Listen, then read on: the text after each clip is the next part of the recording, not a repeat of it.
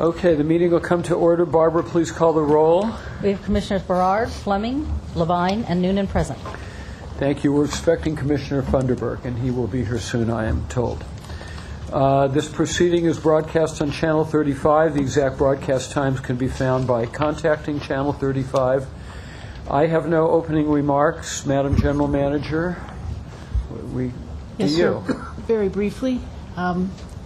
One is I truly believe that today is you're honoring Jim McDaniel, that he is the reason it is raining. I'd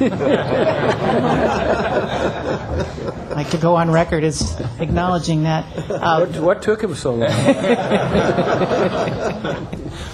And secondly, very briefly, we had a packet placed on your desk with some of the drought highlights. I want to ask Marty Adams very quickly to run through that, if he could.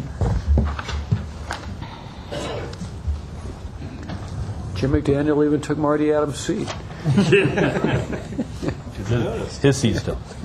Good morning. Real briefly, just wanted to describe some information I left for you, just an update on the drought conditions. This is something we presented to the Mayor's Water Cabinet yesterday. I just want to hit the highlights real quickly. The cover page is the current status as of November 30th of the reservoir conditions in the state. You'll notice that conditions are very dire still. We're for the most part, it's about 25% or less storage in the key reservoirs that the state's identified that they measure.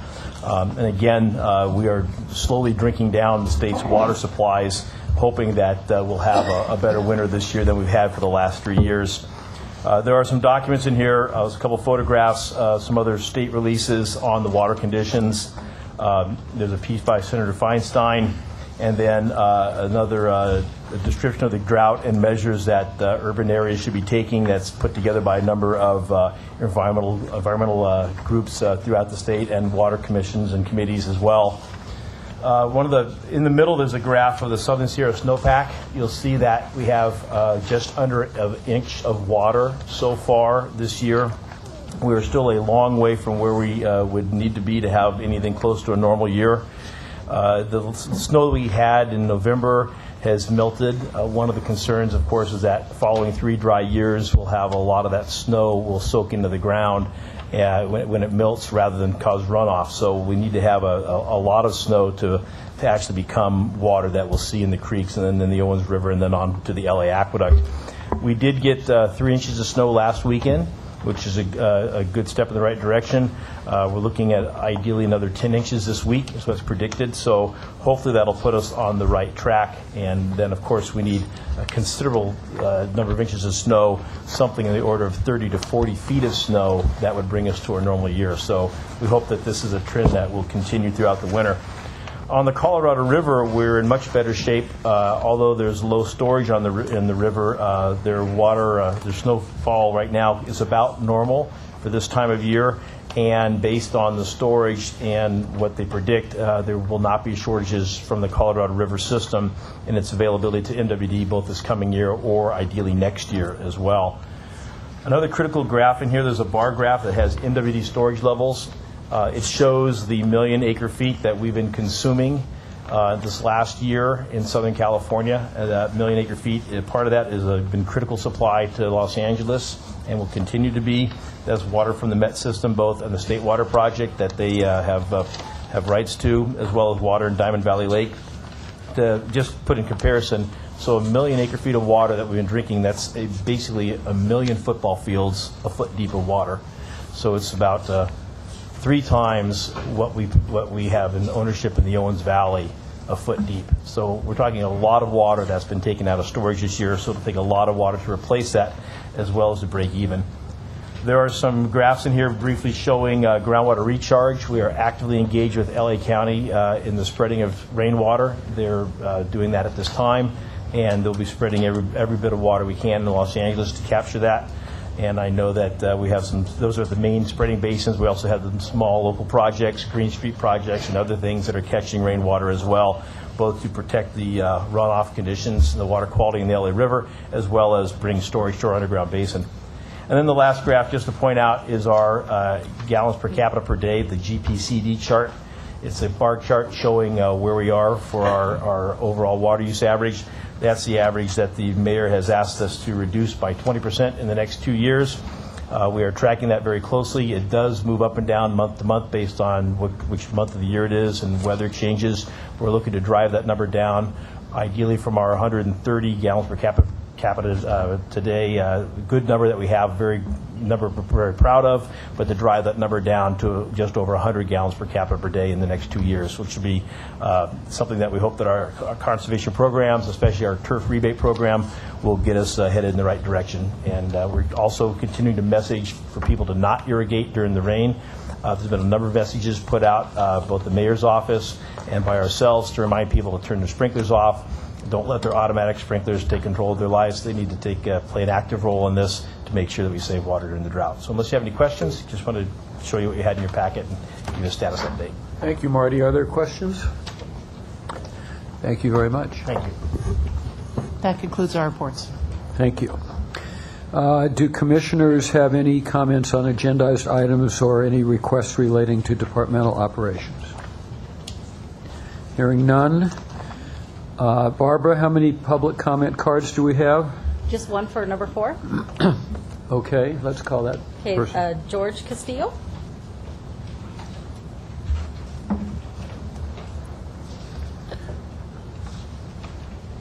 And please limit your comments to 2 minutes. Thank you. Thank you. Good morning, Board of Water and Power Commissioners and General Manager's Office. I just want to make a brief comment regarding the Small Business Academy that I'm involved with and several other small businesses here in the Los Angeles area. Small Business Academy is basically being run by Department of Water and Power, or it's a joint venture between DWP and LA Public Works.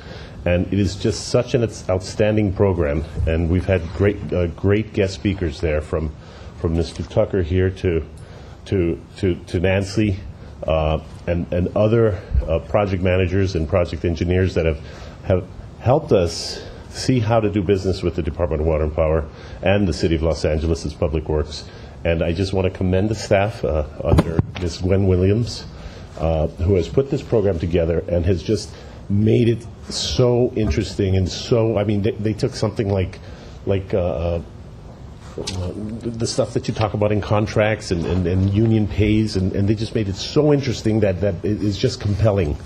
And most of the participants are, about 90% of them are contractors, either Latino, African American, or Asian. And you could just see the benefit there. And I just, once again, I'd like to commend the Department of Water and Power General Manager's Office and the Board of Water and Power Commissioners for allowing this fine group under Ms. Williams to bring out the message and show us how to do business with the city agencies and the many projects coming up to help improve the lives of the citizens of Los Angeles. Thank you. Thank you very much. As you might imagine, we enjoy very much getting reports such as this. Thank you. Comments from Ratepayer Advocate on agendized items. When the agendized item comes forward, we'll have brief comments, if necessary, on item 7.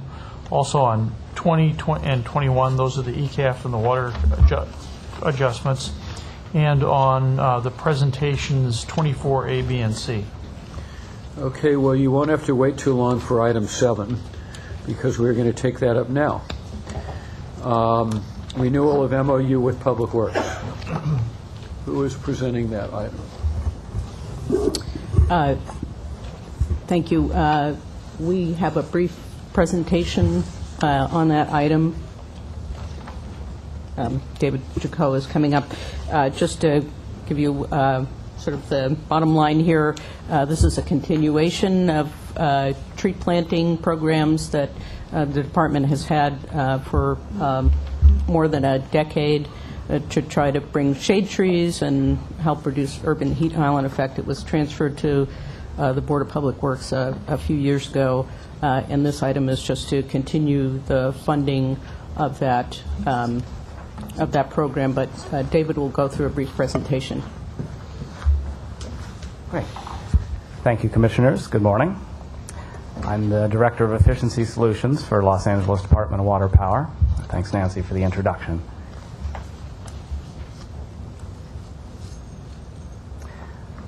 Okay. Many utilities, both in the state and around the country, offer tree planting programs, and it's for a number of similar reasons. They actually do save significant energy, and in a subsequent slide I'll take you through the energy savings we expect from the city plants program and versus the cost. Those energy savings accrue to homeowners and businesses, and they grow over time as well as the trees get bigger. There's more cumulative savings that have a cumulative beneficial effect on energy savings, also on reducing pollution, climate change, and further, we also leverage these programs to employ local youth. Our partner is the LA Conservation Corps. I think it's important to call out some of the public utilities, some of the utilities, not just public utilities, that offer this. I mentioned there's about 13 in California. Nationwide, there's investor-owned utilities as well that offer tree planting programs, and that's important. Alliant Energy, Idaho Power, Encore in Texas offers an extensive tree planting program. In addition, large municipal utilities on the scale of or close to us, the Long Island Power Authority, the New York Power Authority, Seattle City Light, Tacoma Public Utilities, et cetera. It's a long list. That's just a sample. We have been making this investment in shade tree programs for a very long time, since the Riordan administration. Then in the early 2000s, we brought out the Trees for a Green LA program. That was an LADWP administered tree program. In the late 2000s, the Million Trees LA program was formed and very quickly consolidated into, or the LADWP Trees for a Green LA program was consolidated into the Million Trees LA program. Didn't make sense to necessarily have two tree programs offered by the city that weren't coordinated. And the proposed funding level of $2.25 million per year is consistent. That's the level at which we've been funding this effort. And the Department of Public Works is the implementer who actually manages the program. So I wanted to talk a bit about the energy savings that result from the trees that we expect. We calculate these energy savings using what's considered a best practice tool in this type of evaluation created by Dr. Greg McPherson at the U.S. Forest Service. And this tool is considered the best of its class of this type of estimation, evaluation, and verification of energy savings. And there's two categories of energy savings that come from it. There's that come from planting shade trees. There's direct energy savings, and there's indirect energy savings. Direct energy savings result from a conditioned building or house being shaded and reducing the heat gain on the building, the amount of sun hitting the building, hitting the windows, etc. Indirect savings result from, as you grow the tree canopy, it obviates or it helps balance against the heat island effect resulting from all the concrete and the asphalt and the pavement. And it absorbs more heat. It mitigates the heat island effect much more effectively than turf, than grass. So this tool that's been developed by the U.S. Forest Service can estimate both those direct energy savings as well as the indirect savings that come from reducing the heat island effect. And we have projected at those costs of the $2.2 million per year of DWP funding, achieving a growing amount of savings per year, but starting around 4.5 million kilowatt hours direct savings, and out through 2020, getting to about 6.5 million. And that's due to the fact that the prior year trees have growth year to year. The indirect savings are of a similar order of magnitude, and we have seen, and the tool verifies that those savings are expected to result on the grid itself as well, on our grid. It's called indirect because you can't directly attribute them to a particular customer's meter. But you know that in the aggregate, in the neighborhood where the trees have been planted, these effects are occurring.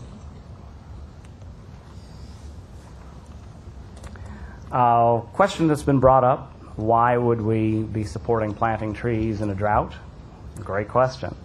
Well, first of all, we have a pre-approved list of trees that's predominantly low water use trees, natives or California friendly. It takes 12 months to establish a tree. And then after that, and so what establishment means is you water it more during the first 12 months than you would for the rest of its life once it's established. But even during the establishment period, you water it with 80% of the amount of water you would if you were watering an equivalent area of turf. So even from day one, if it's watered correctly, it saves water. Once it's established after 12 months, you can dial down the watering dramatically, and it only uses 20% of the water that you would use for turf. There's also reduced evaporation effects. When you've got the tree shading the ground, you lose less moisture out of the ground. And finally, it helps with turf removal. Turf removals, as you hear, is something we're promoting dramatically, aggressively throughout the city. And it introduces some great aesthetic options into creating very low vegetation, very low water options in California-friendly landscapes.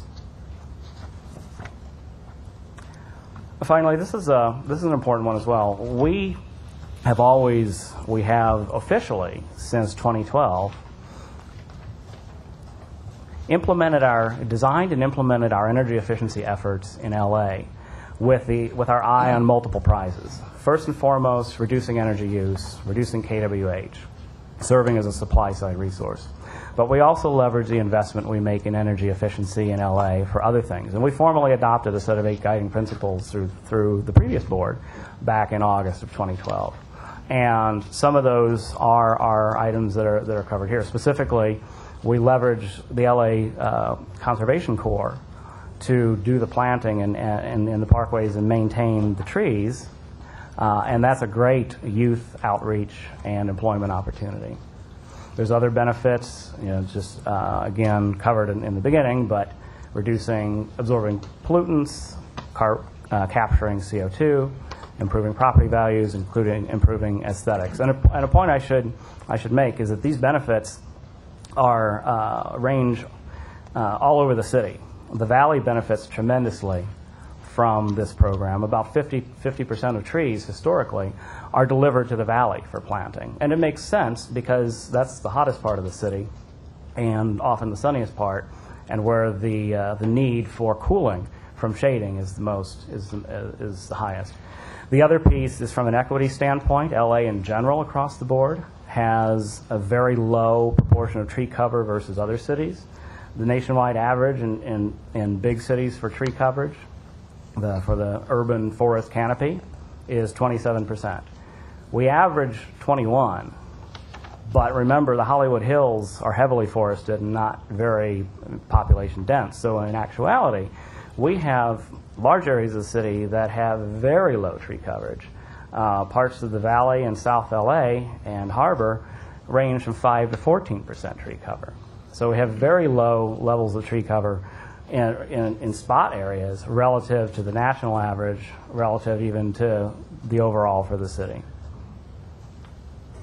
And just before you leave that slide, I think also to just point out that the program does target areas with low tree canopy that also in many cases correspond to low-income or disadvantaged communities. Okay. Thanks, Nancy. Very good point. And then finally, we're not going it alone on this program. We haven't, we never have, and we aren't now either. This program does not operate in a vacuum. It's a customer touch point and a substantial marketing opportunity for our other programs, our other efficiency and energy, and certainly water efficiency, turf removal, et cetera. We do leverage outside agency resources as well. The U.S. Forest Service provides the tool that helps us quantify. There's grants that Bureau of Sanitation has obtained to support this program as well. We have controls in place. Other concerns that we've heard about the program is that we want to know where the trees are going. We want them to go where they have the opportunity to shade buildings and homes. And they do when they're in the lawns, they do when they're in the parkways. The parkway trees are typically bigger than what you plant on your lawn, so it casts a longer shadow, and you still get the equivalent cooling effect for the buildings. Open space trees are trees that we only plant when they're part of a larger community project that is also in support of the energy savings we get from building proximate tree planting. And in that case, we allow to have a balanced, even project. Up to 3% of all trees could be categorized as open space, and DWP has pre-approval authority on each of these community projects to understand why it's necessary to plant open space trees. Finally, we work very closely with the recipients of the trees, the homeowners, to educate them where to plant them, how to care for them, how to maintain them, and we find the mortality rate is pretty low.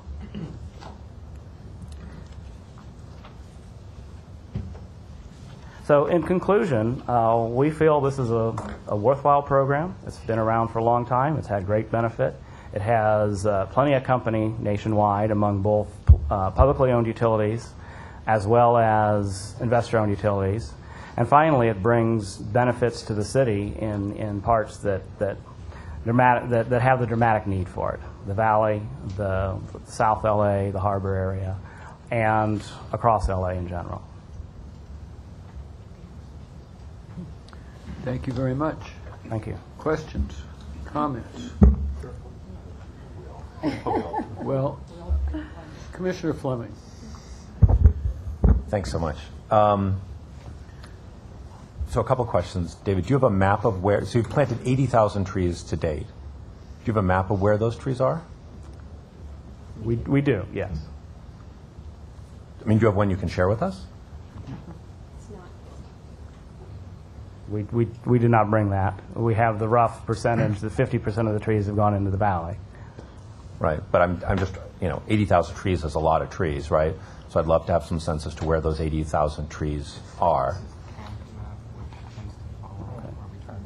Okay. Apologies, a clarification. We do have a map of the tree canopy in LA, and after doing the tree plantings for 12 years, it's a pretty good proxy for where the trees have been planted thus far. Okay, because I think we'd all benefit by seeing that. And it would also help determine kind of where the next 40,000, right? You're going to put another 40, this is for 40,000 trees, Absolutely. where the new 40,000 trees are going. What also would have been helpful is a list of the trees themselves, the plant types themselves, right? So you've said that they're appropriate, some of them are California natives, but I nowhere in the MOU, nowhere in the materials have I seen a list of what kind of trees we're talking about. What kind of trees are we talking about? I don't know whether, Elizabeth, you could just mention sort of what the many of the trees, the most common ones. Sure. Yeah, some of the low water trees that we have are Chinese pistache, Italian stone pine. We have several varieties of native oaks. We also have native sycamores.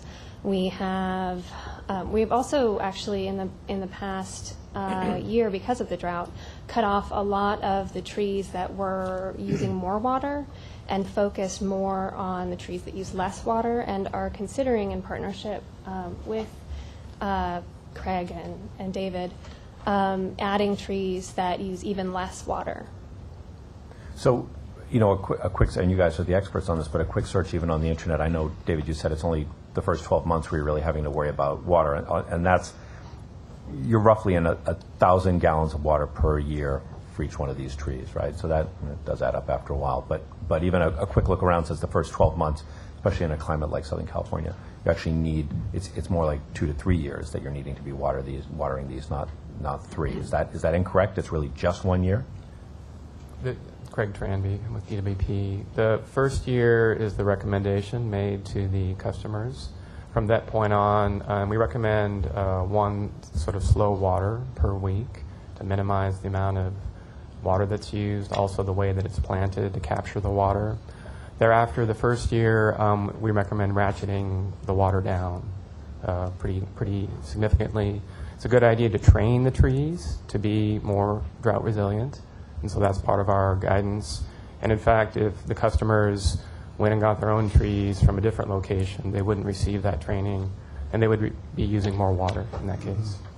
Yeah, and on top of that, even during the establishment period for the first 12 months, it still uses about 20% less water than what a similar size area of turf would require to maintain. Right. That's not a zero-sum game here, right? I'm just trying to figure out how much water, that at the end of the day, we're talking about 30 or 40 million gallons worth of water here. So over the next few years, I'm just trying to... Sure, sure. Great question. So, and to clarify again, the stormwater capture value really starts to take over after those first couple of years of the tree. So as the canopy's capturing the stormwater and preventing it from running off, there's substantial capture and potential aquifer recharge. Again, 50% of our trees are going into the valley. That's where we're targeting for that. So I think there's an offsetting feature there. If 80,000 trees have been planted so far, what's the monitoring process to make sure that those trees survive, right? So how often do folks go out, check are they thriving in certain communities, not another? How do we tweak the programs to make sure that folks who did get trees, taking better care of trees, ensuring long-term survival, that kind of thing? Yes. We require what we call an annual sampling of the trees according to Dr. McPherson's protocol from the Forest Service. That sampling informs the mortality rate, so we observe mortality. We also observe placement and how much the tree is thriving in terms of location with the building and the amount of shading that's occurring. What percentage have we lost so far? The city's program in the first 5 years is about 4.5% per year. Thereafter, it's about 3% per year. That's the best of all the major cities that the USFS surveyed, which includes New York City, Houston, and a number of others. Yeah, and an important point is with the growth in the 95% of trees that survive every year, that growth more than offsets the mortality rate in terms of combined cooling effect. And then finally, and I'd love to hear from the ratepayer advocate, can you talk about the budget for this? So you're asking for $4.5 million. What percentage of the overall budget is this department, are the ratepayers paying for? Well, the $4.5 million is from LADWP. No, I understand that, the 4.5, but somebody else is chipping in. I mean, we've said that nonprofits are kicking in some money, Bureau of Sanitation, right? So I'm trying to get a sense of how much on top of the 4.5. Could you go through sort of the budget for the whole program and what DWP's contribution is? Yes, LADWP's funding this about two-thirds. About 65-66% is from LADWP. And we can talk about the other sources of funding that are received. Do you want to pick that one up? Let's see. Liz, why don't you go ahead and chime in with the specifics of the other program funding? Sure. Okay, so City Plants, which is a nonprofit entity, a 501c3 under Community Partners, does spend around $500,000 a year. Then we also have, in the past, since 2010, $2.4 million in funding, grant funding from that's kicked in by Bureau of Sanitation. They went out and got several different grants that they use, and they use them very focused on low canopy areas. And then we also are going to, we're also bidding on 2 grants for $750,000 from CAL FIRE, which is part of the cap and trade under AB 32. So any excess monies you come in, does that lessen DWP's commitment, or you're going to use up all this plus whatever extra you get, you'll use for more? What will you do with extra money if you get it? With extra money, we tend to use extra money to either water trees. When we want to put trees in low canopy areas, it's very difficult because usually it's hard to plant because there aren't as many opportunities for people to water trees. So if you're thinking about planting along a business corridor, usually you have to pay someone to go water or you have to cut concrete. And so when we get extra money, we pay for the concrete and the watering to get those in those long business corridors that are essentially concrete right now. Yeah, I'm just a little concerned that this is really a DWP project, right? We're paying 2/3 of this, and then even when I looked at the budget, you're asking for $4.5 million. Only $1 million of that is for trees, and 3.5 is for ancillary service, for the delivery services, for curb cuts, to grow the trees and get them installed, for public relations, all that stuff. So it's a bit of a challenge. Well, but even at that cost for the energy savings we've identified and expect to receive, it's a cost-effective program for us to fund 100%. Now, it's great to get the ancillary funding, especially up to 1/3. to make the program go further or do some other things, outreach to more difficult communities in which to get the trees planted and get them to thrive. But even at 100% funding from DWP, $4.5 million, those energy savings coming in at the direct plus the indirect savings of $10 million, that's what we call first-year cost of 25 cents a kilowatt hour. That is actually on par with a lot of our energy efficiency programs. This is not a cost-ineffective program. Thank you. Commissioner Noonan. Commissioner Fleming did such a great job with his questions. He really covered a lot of the areas where I had questions. I still am unclear as to who leads the process, the strategy of where these plants are planted. Is it Public Works? Since we're paying for most of it, do we decide? Is it council members that are lobbying for their districts? How is it decided where these trees will be planted? I'll go first. So in our MOU, in the scope of work with city plants, we do set out parameters on where the trees can be planted using our funding. Those parameters are to maximize the shading and energy savings opportunities. So we do have a protocol in place. That's for the 2/3, I guess. We have controls around that. We have regular communications, monthly reports. We have approvals on certain higher cost items like the concrete cuts, the larger trees, things like that. So those are all in our MOU with city plants. As for the other 1/3, or Liz could probably speak to that. Well, I would also actually say that the ratepayers themselves are requesting the trees. So when ratepayers request trees for their home, they do so either by calling us or over our online application process. So the other major factor in who decides where the trees go are ratepayers requesting them themselves. And we've actually received a huge number of requests recently. Our requests have tripled. In September, they've tripled from our historical average. So they would be one of the major driving factors. And most of the trees are being planted on private property. That's correct. Right? So they go directly to homeowners. Mm-hmm. The thing that I didn't understand, Dave, that was you said you deliver the trees and then you tell the customers how to plant them. Why, if we're spending all of this money, why wouldn't you ensure that they're planted properly? Why would you be putting all of these resources and saying, here are some guidelines and good luck? I mean, it seems like we're going so far out of the way. Why wouldn't we plant them ourselves? Just to clarify, it's both. With residential tree deliveries on private property for liability issues, we let them do the planning, but we give them a lot of guidance as how to do that appropriately to maximize energy savings and to not waste water. On the parkways, we do the planting, the program. And again, that's where a little bit more of the costs come in, but there's also more benefits to those trees in terms of ultimately shading and thriving and becoming larger. So there's both types of activities. That's a very good point. It costs more for us to actually plant the trees. And so you may have seen some cost per tree figures of $123 per tree. That's a blended average of trees that were actually planted by the LACC staff, and the trees that were delivered to homeowners who then planted them themselves.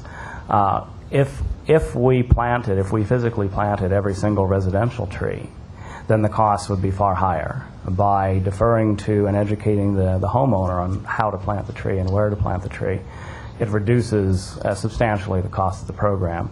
On the back end, then, we do the sampling methodology to establish the rates of proper planting, as well as mortality. And finally, one thing that I questioned early on with this program, and let me show you the table on it, that took me a little while to understand, but it made a lot of sense once I finally did. This is the infographic that, the one in the bottom right-hand corner, is the infographic that goes out to show the homeowners where to plant the trees. Plant them on the south and west, because hottest parts of the day, the sun is coming from the south or it's coming from the west. Well, I asked the question, well, what if they plant them in the north or the east? They don't get any benefit. Well, no, but their neighbor might. And so we look at that. That's factored into the U.S. Forest Service tool as well, that crossover effect. And that neighbor will get direct energy savings comparable to what the homeowner would have if they had planted the tree properly.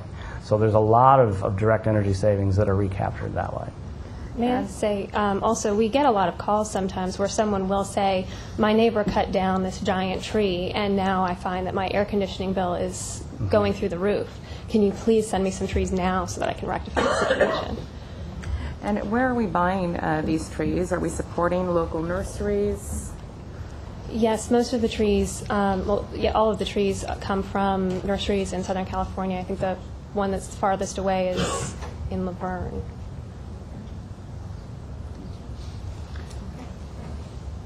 Commissioner Barad. Thank you. Well, I'm very familiar with this program. In fact, I have 2 very happy crepe myrtles in my backyard that I got from this program, excuse me, during the Million Tree program. At that time, all I had to do was fill out a form with my name and address. I was given no instructions, and there's never been any monitoring of the trees. And what they did was bring a lot of trees, I think 200 trees, to the Sherman Oaks Street Fair because we get 60,000 people at that street fair. And they gave them out that day. It was very popular. But as I say, there was no instructions that you're talking about. And so my question is, what have you done since then? Is the program different? That's a great question. When about did you install those? Excuse me? When did you plant those trees? Well, it was during the Million Trees when, when was that? Like 2009 maybe? Okay. 2010 maybe. Yeah, we have, and I'll let the folks here talk specifically, but we have made incremental improvements every time we've re-upped the MOU to get more guidance and these quality controls built in. I'll jump in. Yes, during the initial transition to Million Trees, I think there was a little less of the instructions occurring. It occurred pretty vigorously under the Trees for Green LA program with DWP. Since that time, we're now, I think, in our 3rd MOU with what's now called the City Plans program. Each time we've included more guidance and controls and instructions, more communications with the recipients, more personal interaction.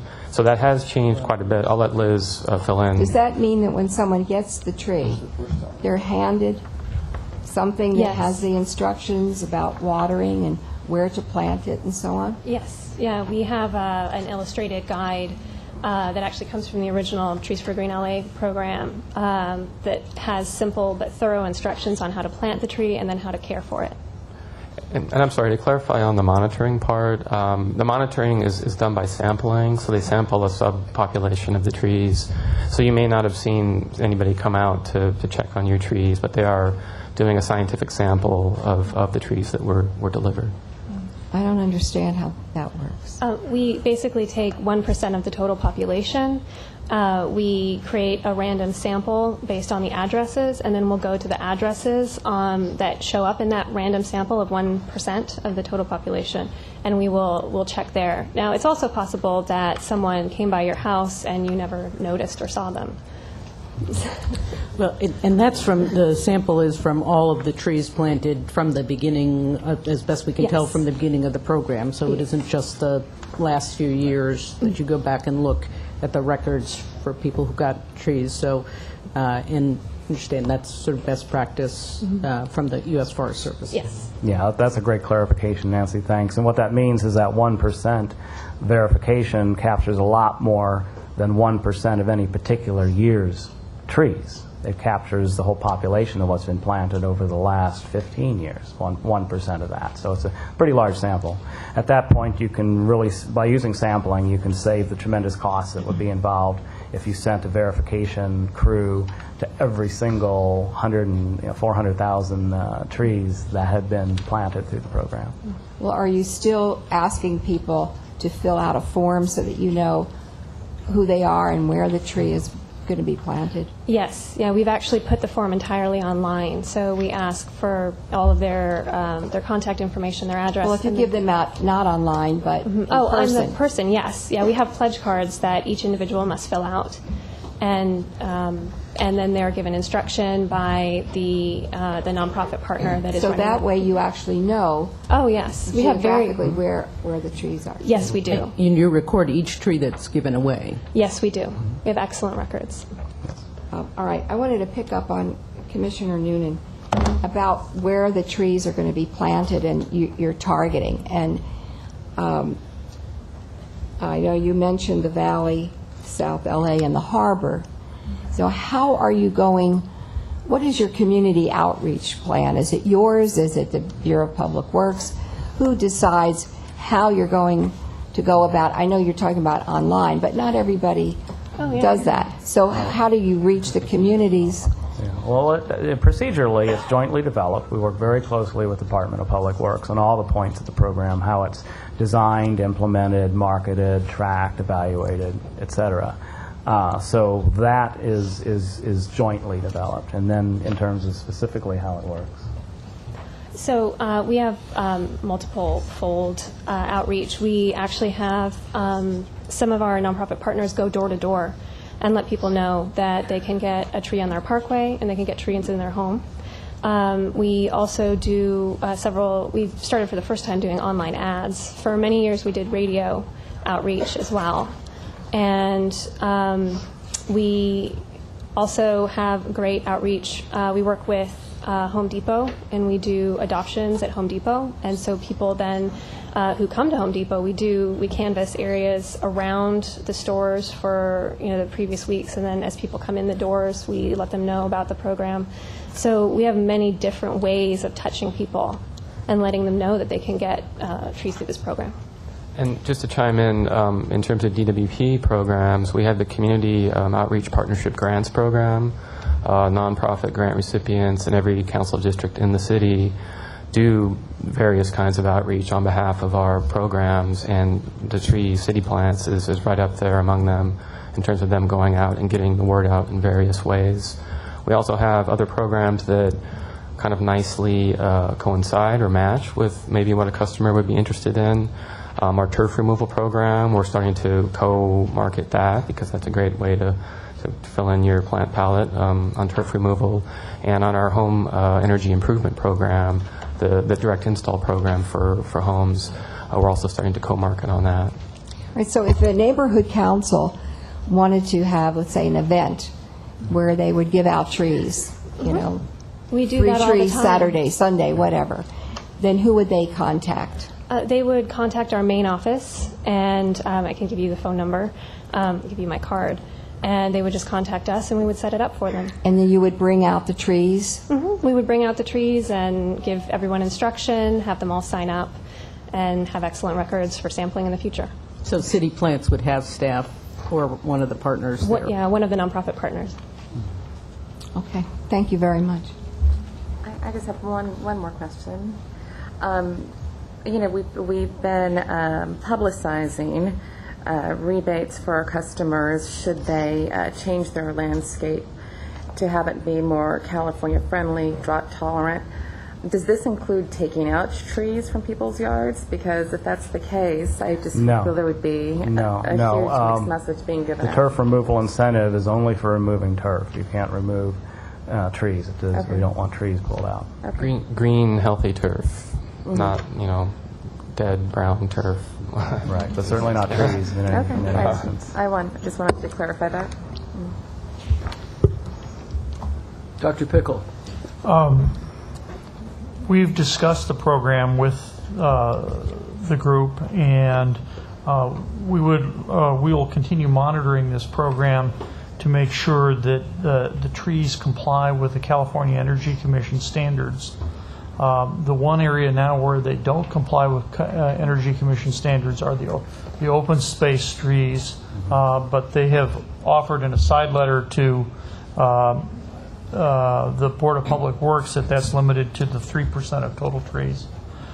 In addition, we continue to monitor the cost-benefit analysis on this and other programs And at the top level, we're trying to look at a portfolio of how the cost benefit of all the conservation projects fit together, and to make sure it's weighted toward projects that have an overall positive, appropriate cost-benefit ratio.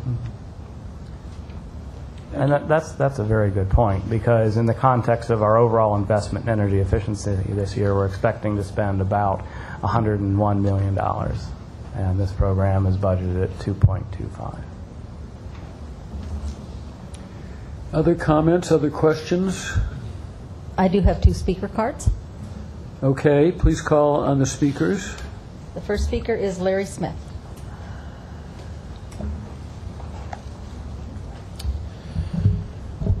All right, well, thank you, Mr. Board President and board members and senior staff, General Manager. My name is Larry Smith. I'm the Community Development Director for the LA Conservation Corps. I've been in the green industry for over 30 years in all aspects of the green industry, nursery managing, contracting, growing trees, planting trees, of course. In urban forestry directly in Los Angeles for 25 years. I was a member of the original Urban Forest Task Force, one of the chairs of the LA Community Forest Advisory Committee back in the 90s, where the city adopted general plan language that inserted the urban forest in demand-side management options for the public works section, public infrastructure section. And as has been mentioned several times in this meeting, trees are the only actually piece of public infrastructure that increase in value over time. All other parts of infrastructure actually deteriorate. So the gains in carbon sequestration and energy conservation and water conservation and so forth increase as the trees grow. And it's really it's very much a win-win-win proposition for ratepayers, because they actually see a reduction in their energy bill if they plant the tree in the right place. The energy production by the utility goes down, the demand goes down because of reduced energy demand by the ratepayers, and the community benefits because at-risk young adults are actually doing the work to plant the trees when they're planted in public space. So it's really one of those programs that's win-win-win, not just win-win. So, and I've been in this for a very long time. I would be advocating for this regardless of whether I work for the Conservation Corps, whoever. I did this when I was working for the for-profit sector that had nothing to do directly with trees. And I grew up in the San Fernando Valley, by the way. Lived here all my life, 50, almost 60 years. So it's a great program. There's a lot of good controls in place. The concerns that have been mentioned are they're very well spoken. I think well-designed program, though, addresses those concerns. You're planting the trees in the right place in the right way, the appropriate tree. You're going to get very low water usage relative to anything else you can plant. You're replacing turf with trees and mulch. That's a lot better. That's really the best kind of landscape you can have. You just have mulch and trees out there. It's the most water conserving and energy conserving landscape you could possibly have. Thank you for your time. Thank you very much. Okay, the second card, it didn't have a name. It just said Shade Tree Proposal Tree People. Was there someone else who wanted to speak on this item? My card's got a name on it, but I'll take the shot. Good morning. My name is Andy Lipkiss. I'm founder and president of Tree People, 40-year-old nonprofit organization founded based here in Los Angeles. It's a pleasure to be with you this morning, and I'm glad you're taking up this issue. You're asking great questions, and so I'm here to validate the project and its need, and also to broaden the perspective of why this is urgent now. Tree People's recently gone through tremendously deep strategic planning focus to make sure that the work that we're doing is actually making a huge difference in Los Angeles. We've shifted our mission to accelerating making Los Angeles a climate resilient, safe, and healthy and sustainable city. The three key metrics around that are tree canopy cover, local water, 50% local water, and healthy soil, which are needed for stormwater capture, for keeping the trees alive, and all that. So I'm here. We are a kind of tangential partner. Our staff participate with City Trees, mostly in the open space portion, and we, for the most part, aren't taking any money for the program. So I'm here as with a financial disinterest, if that is a good term, and I hope I'm a fair testifier. aside from well, first of all, I want to say that the program is essential. It is critical green infrastructure. It is appropriate work for DWP. David's made the case. It is a program that is in use across the country. But there's a piece that is missed in the testimony so far that is really important. It's an emerging issue, which is urban heat and mortality, human mortality. So according to, now this is brand new research that's come out this year and last year. Some of it I was just texted the data for the next report that's coming out in a couple weeks. Centers for Disease Control have identified that 700 people a year die in this country from severe heat. Now, we just got back from Australia. Tree people took a delegation of 16 California water leaders, including your chief sustainability officer, people from the mayor's office, people from the state, to look at emergency drought solutions from a country that has been experiencing the severe heat that we are told we are going to be getting. So global climate scientists said that Australia was going to be the first country to be hitting the real impacts of climate change, severe heat, drought, flooding, and fire. They have recently finished a 12-year historic drought that nearly took out the country. Could you wrap up your remarks, please? Sure.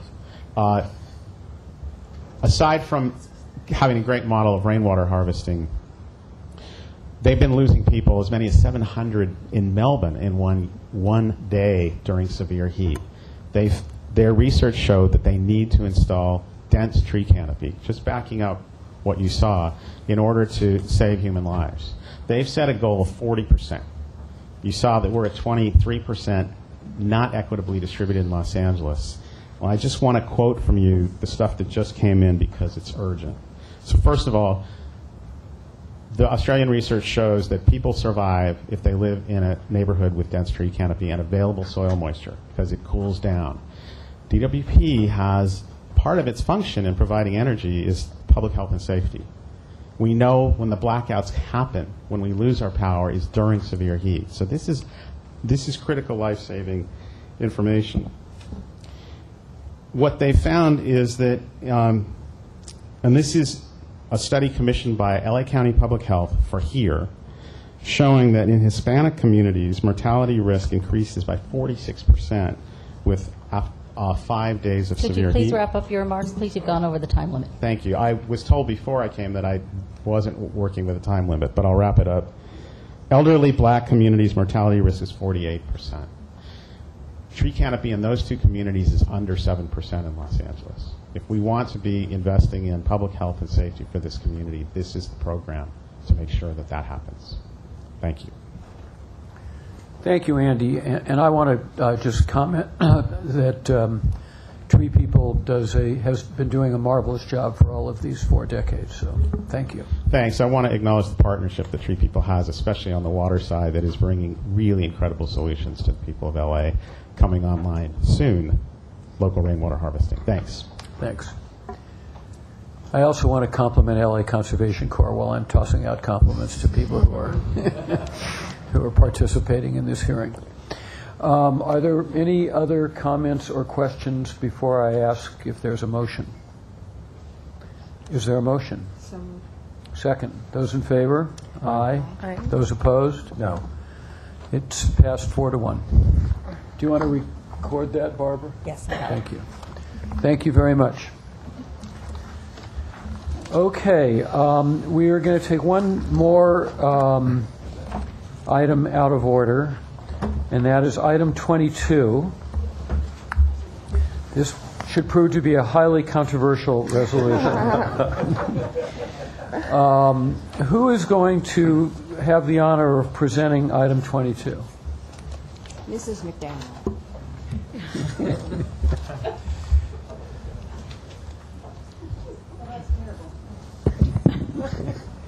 I'm so glad we prearranged this so effectively, sir. My apologies. I'd actually like Marty to say a few words.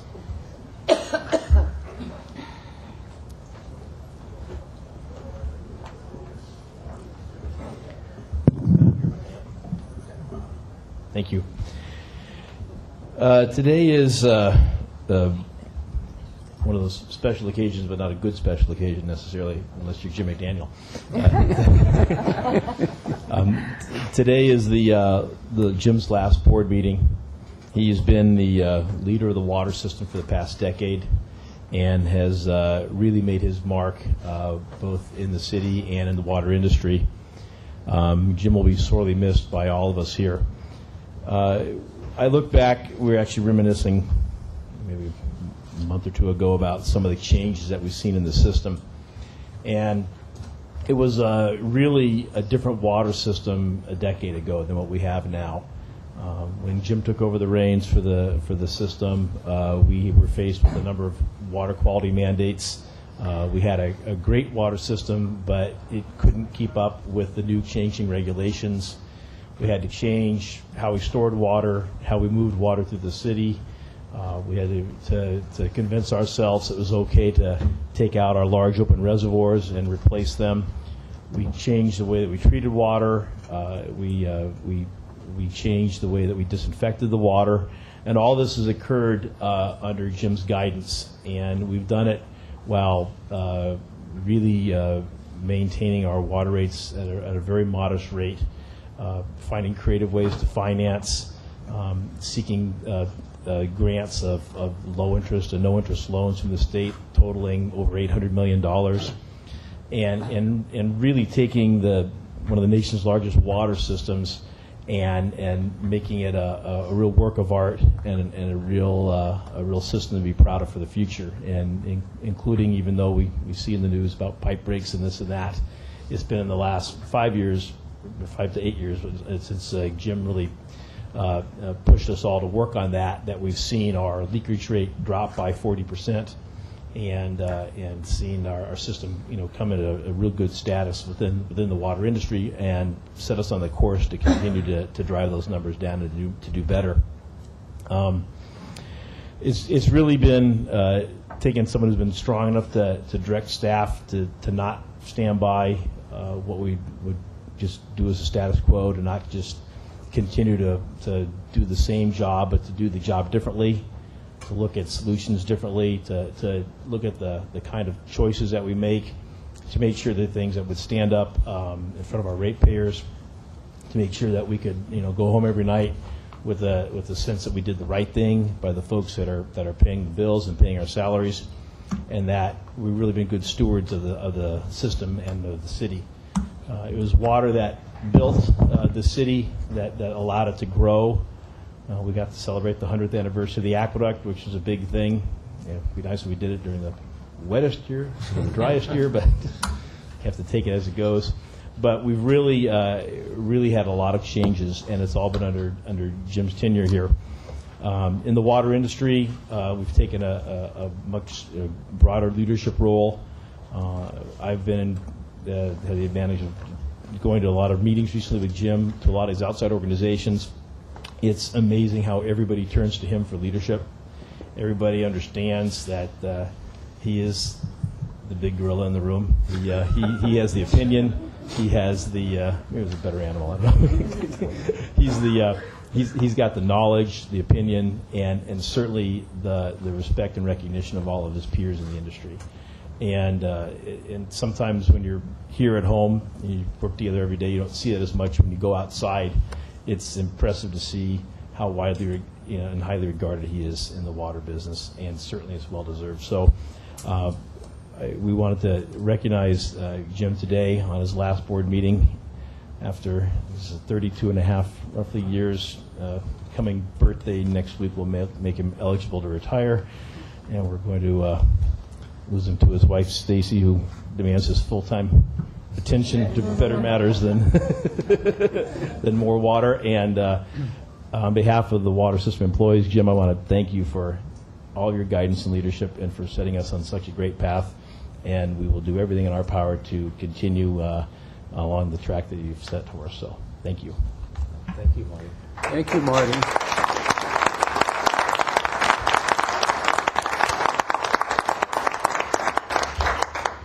Other comments? Well, I have a couple. I must confess I never thought of him as the big gorilla in the room until I just heard that description. At least for those of us who have only been here a little bit more than a year, we've only had that amount of time with which to work with Jim and the rest of the terrific staff here. Bill and I, as you've heard ad nauseum over the course of the last few months, spent a disproportionate amount of our time on the Owens Lake issue during that past year and a quarter. And throughout all of that, I feel that I've had an opportunity to not so much to get to know Jim in extraordinary detail, but to learn a lot from Jim in the way that he has led both this department and so much of these discussions. He is a soft-spoken guy. He does not. He's not the first person to speak in a meeting. He's not the loudest person to speak in a meeting. But when he does speak, it's measured, it's thoughtful, it's always on point. The type of respect that Marty outlined that he has around the state and the country, I completely understand why that is from having worked with Jim, particularly with regard to that issue over the course of the past year. He's thoughtful, he's mature, he's a real leader. He's innovative when things appear to be you don't see around the corner, or it's hard to know what the right solution is. Jim, more often than not, is the person that comes up with a creative, thoughtful idea that moves the ball forward. So at least on a personal note, and I know I'm speaking for all of my colleagues as well, Jim, working with you during this time has been a real pleasure and learning experience, and it's enabled me to see the extraordinary value that you've brought to this department. Your loss is going to be serious. We're very, very fortunate to have had your leadership over the time that you have, and particularly your leadership as the head of the water part of DWP. So we're going to miss you very much. Thank you very much, Commissioner Wine. That means a lot coming from you. Are there other comments? I wanted to just echo what Mel said, Commissioner Ovine said, Jim. I haven't always been that easy to work with, but you certainly have been very, very patient, tolerant, and as Mel said, measured. And when you do speak, you know that it means something. It's always something that you've given thought to, and there's logic to it. So I was incredibly honored to work with you, and wishing you best sailing whatever you do for the rest of your life. It sounds like you have a few plans to execute, but if you execute them as well as you did with DWP, you're going to have a great rest of your life. Thank you very much, Commissioner. I take it there's a Commissioner Noonan. I echo your comments all the way around, from Marty Adams to both yours and Commissioner Funderburk's. I just want to add that, aside from the high regard that people have of you in and outside of the department, I've had the fortune of seeing how beautiful you are to work as a teammate. And you have such an elegant, collaborative way of bringing people together. And I just want to thank you for leading us, and also for being open to suggestions, even though you do have, the foremost expertise when it comes to water issues. The few times when I've had questions about new technologies, you always were very receptive, always followed up. And, I have the highest regards for you, and I'll miss you. Thank you very much, Commissioner. At the risk General Manager, of over-echoing, I just wanted to take a brief moment to thank you publicly, because without your significant support and information and consistency, it would have made the last number of months even more difficult. You've just been an absolute rock for me, and I very much appreciate it. Sir? I was looking for this. I thought it was someplace around here. I will not read it all, but you'll get the general idea that we have a resolution that says nice things about Jim. Is there a motion to approve this resolution? I'll move. Is there a second? Second. Those in favor? Aye. I don't think anyone's opposed. Everyone voted yes, so this resolution passes unanimously. Thank you very much. We're going to miss you, Jim. Congratulations, and thank you for all you've done for the I department. really appreciate the kind words. Thank you. So,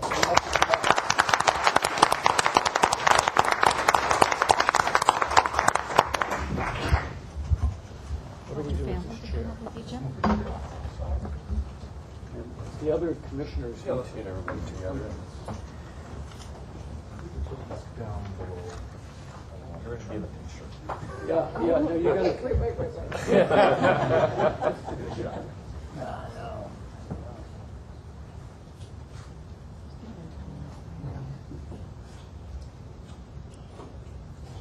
All right. Okay, now you have to join us.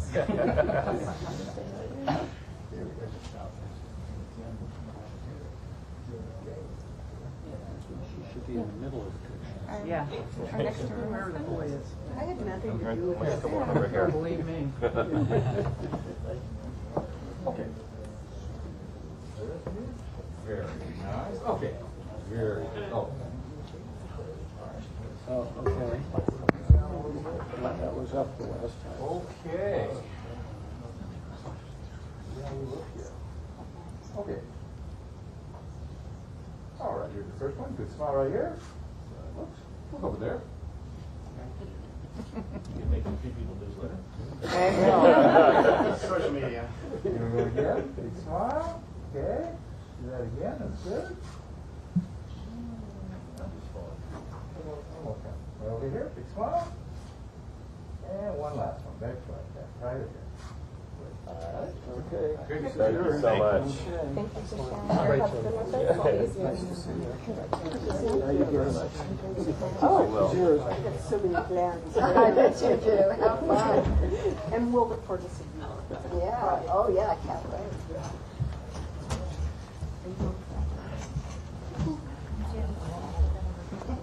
It's okay.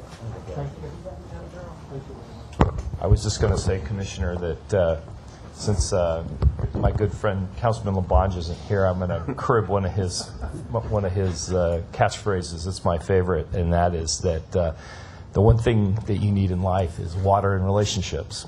And this current water year notwithstanding, I've actually had that in abundance here in the department in my 32 years, and I really appreciate the support that I've had from this commission and other commissioners that have supported me and other general managers. It's just been a wonderful place to work, and I couldn't have asked for a better career, and I thank all of you and all my coworkers and folks here at the table. Really appreciate this. Thank you very much.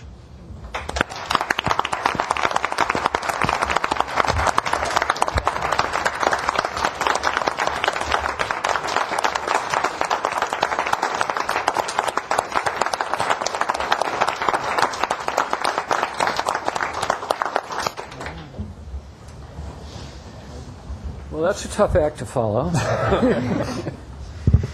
So I guess we'll go to the consent calendar. Hour and a half to the consent calendar. We will begin with a motion to approve the minutes for the special meeting of November 14th and the regular meeting of November 18th. I'll move. Second. Those eligible to vote on these are Commissioners Levine, Funderburk, Broad, and Fleming. Can we Those in- separate these, please? Okay, those in favor of approving the minutes for the special meeting of November 14th, please say aye. Aye. Those opposed? They're approved. The regular meeting of November 18th, is there a motion? I would like to make a correction. Okay. During the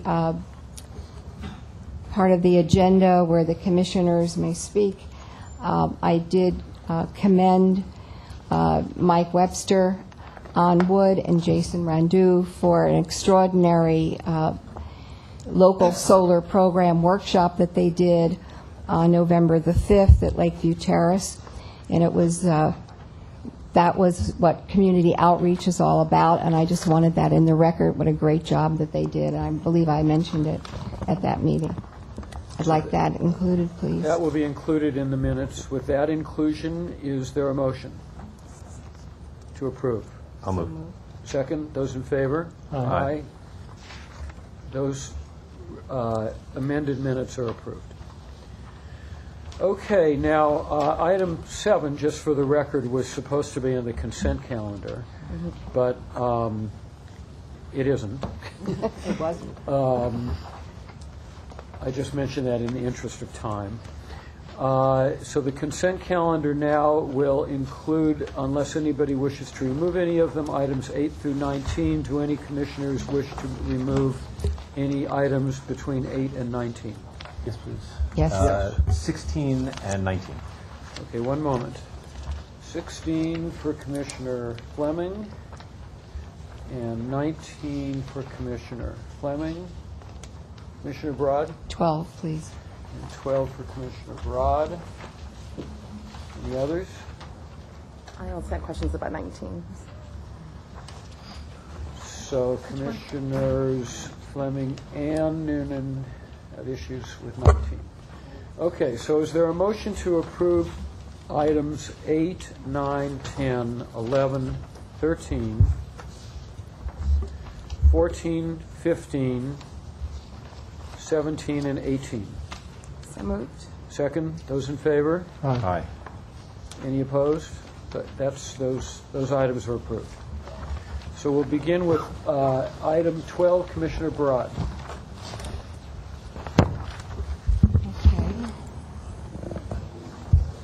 So if I could, Commissioner, I'll open it, and then if you have further questions, we have staff here. This is a request to enter into an agreement with J.D. Power and Associates to assist us in doing customer surveys. As you know, we're kind of going through this phase of improving on our billing system and our responsiveness to customers, looking at what type of additional programs we should offer, how we should offer them, focused on the paperless billing process, on ways of payments, and benchmarking how we're doing, or at least how the customers perceive we're doing versus other utilities, because they do so many utilities in their surveys. Having them involved here in our service territory and surveying our customers, we think, is very important for our program development, our program delivery. One of the elements that we're attempting to get back to is a mid-market account for our commercial sector. Right now we have a premier market program for our largest customers. We need to do more on our mid. We hope to spend some time in this survey focused on that segment of our market and determine how best to serve them going forward. So this is really about developing the programs going forward and benchmarking how we do against other utilities. And so I don't know if you have specific questions we can respond to. Yes, I do. The department has used the results of the studies from this company before. When was that and for how long? It doesn't say it in our material.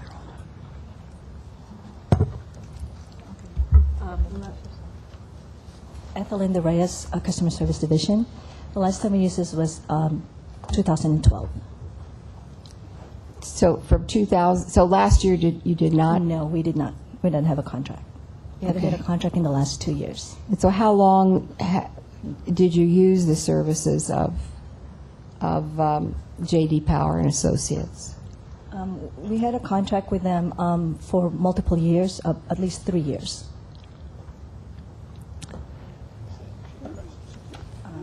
So, Commissioner, I know that when I was involved during the energy crisis and prior, we had contracts with J.D. Powers, and we'd use them, again, to refine our programs as well as benchmark against other utilities. So I know for at least 15 years on and off, we've had contracts and brought them in to help us do these kinds of surveys.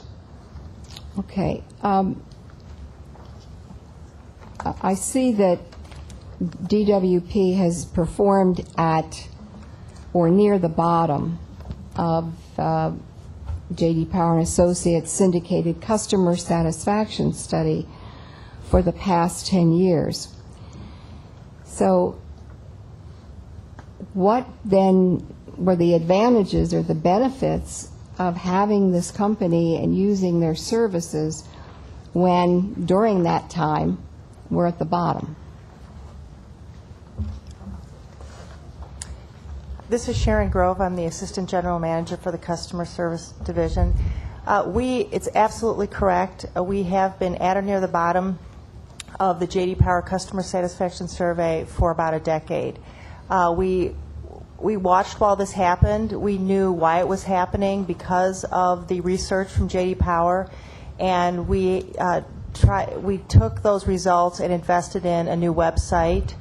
And we've invested in this new customer information system, and we invested in new self-serve options because we saw that the research indicated that we can't just stand still, that all the other utilities in the country were doing things, and we were just keeping the same options for customers, which doing that, not keeping up with the Joneses, keeps, you start deteriorating your customer satisfaction rating. And so we actually saw it happening, we knew why it was happening, and then we've instituted different processes to try to bring that back up. But currently, as we stand right now, we are still last in the survey.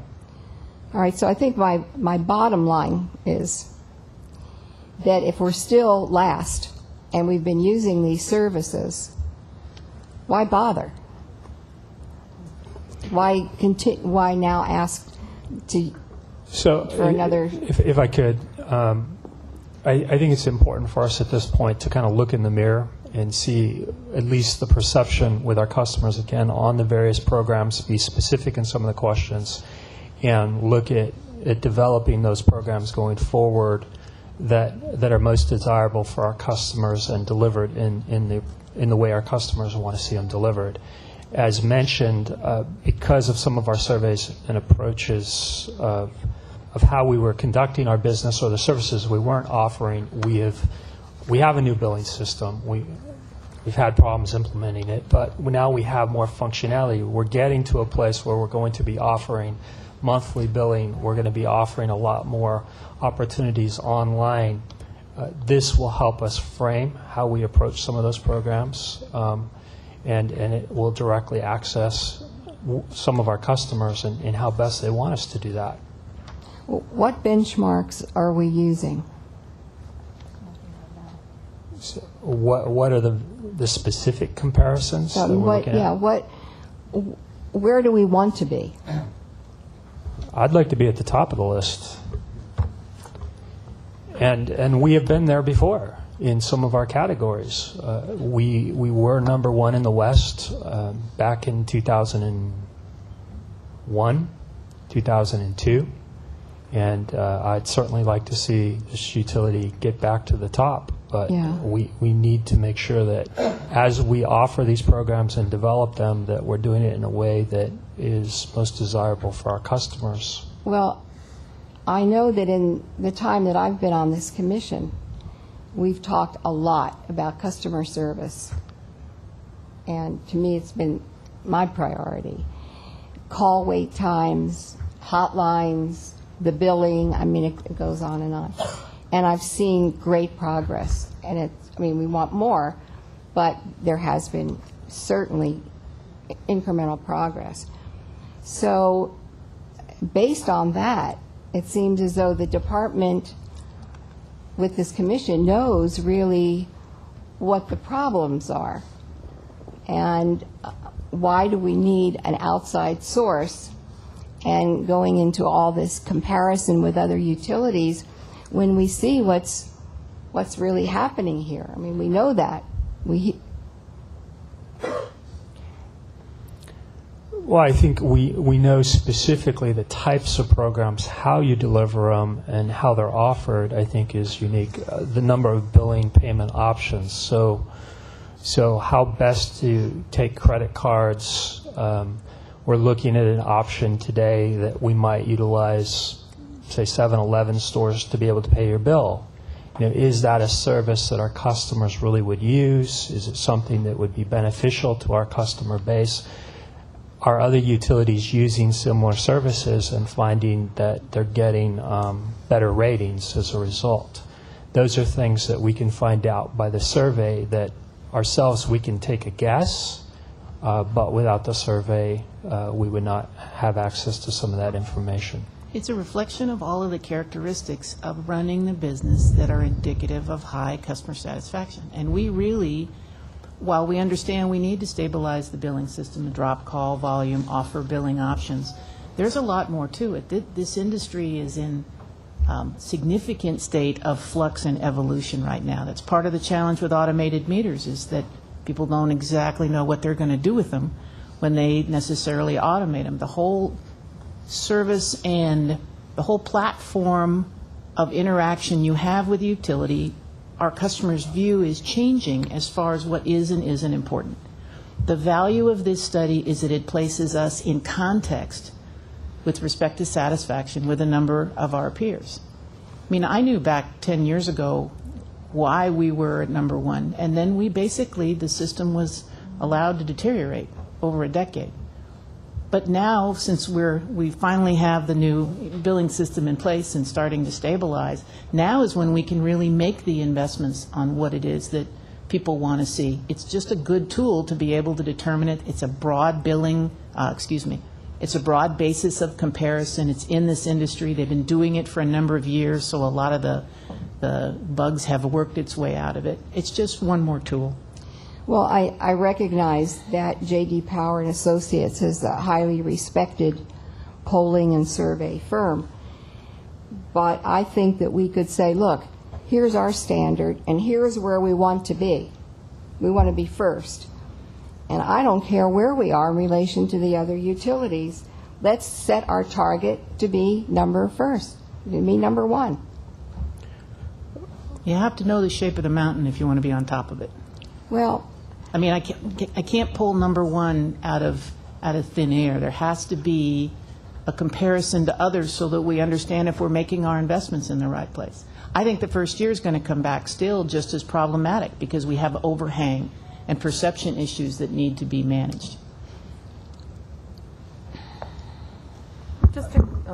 No, I was just going to say, one request I would have is that this is a 3-year contract. If we could, a year from now, because we all just been here now just a little over a year, 4 of us have, could we have a report back a year from now? I take it J.D. Power's reports back on an annual basis or a quarterly basis, whatever it is. Can we schedule this for a year from now with whatever that year's data is, how we're measuring up or not measuring up? And a report out on why we think we placed in that category and what is the workout or improvement strategy specific to that metric. So to answer a number of the questions that Commissioner Broad is bringing up so that we can really see the value in paying for these services and benchmarking against them, I think that would be terrifically helpful. I think that's a wonderful suggestion. That's why I asked, when we were using it and for how long, because are we getting, the bang for our buck in this? So if there's to be, are we suggesting that when there is a motion, it would be amended to include a status report at the end of a year?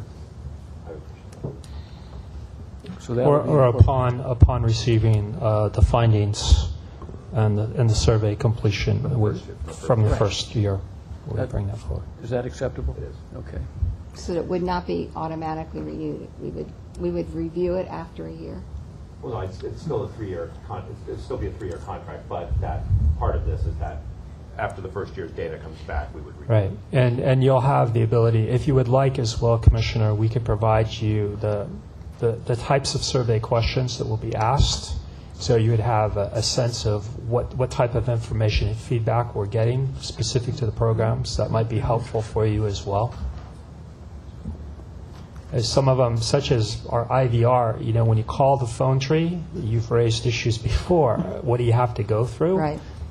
Part of what we're trying to find out is those that use that system, how best would they like to see that set up? Those are the types of questions that we hope to get back and how other utilities use those same systems. Yeah, and I would like to know what benchmarks they're using. I think that's important. How many of our customers do we anticipate will participate in this survey process? It's geared for both our commercial and all of our residential customers. Sample size.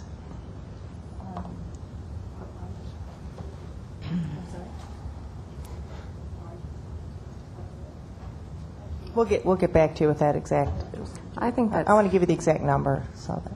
What numbers have we gotten in the past when we've used this service? I can tell you from my previous involvement on some of them, we did larger sample size for specific issues. Right. And then so we changed sample size depending on the issues that we had and how many customers that we thought we needed to sample to get a statistical relevant output. So it looked at different residential classes, again, depending on the program that you were proposing to survey. Yeah, I just think, in the future, for me, it would have been very helpful to understand why are we paying them this amount of money, what are the expectations we have on our end, and how can they guarantee participation from our ratepayers. I hate to just write a blank check and say, well, we'll call upon you when we need you, and we hope that you're successful having people participate in the survey. I feel like it's missing a lot of that information. And I also think it'd be helpful to have information as to which other utilities are using this service and have decided to renew. And are the responses that have been secured for them shared with us?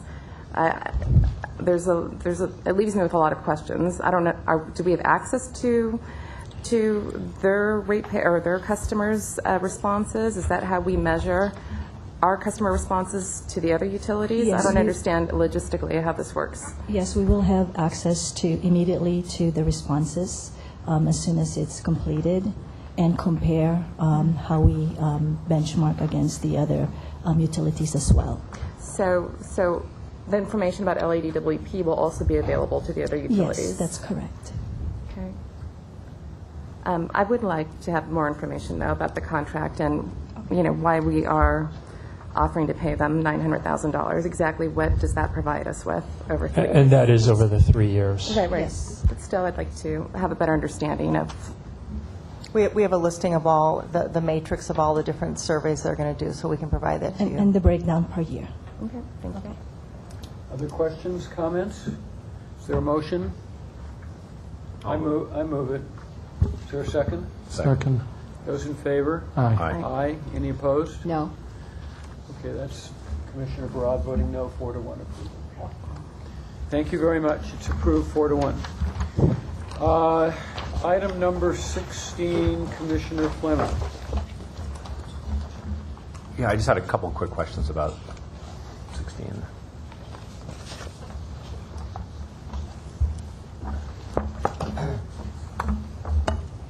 Did you want a brief presentation, sir, or did you just want to ask your questions? Your call. I mean, I see the value to this. I just had a couple of quick questions about, it says the project is in partnership with the Mayor's Office and includes collaboration with Public Works, LAWA, and the Port. And so the total that you're asking from us is $270. How much are the other departments paying for this? Good afternoon. My name is Keisha Washington. I'm the Director of Economic Development. The short answer is the other departments are not providing funding at this point. The partnership with the information that we get from the Port, from LAWA, as well as in partnership with the Mayor's Office, is actually the data that's used to include on the website, as well as potentially referring customers who would be customers of LADWP. So, okay. I mean, it's not a lot of money. In the grand scheme of things, right? It's not a lot of money. But if it's a true partnership, shouldn't they have a little more skin in the game? Is there? I don't know.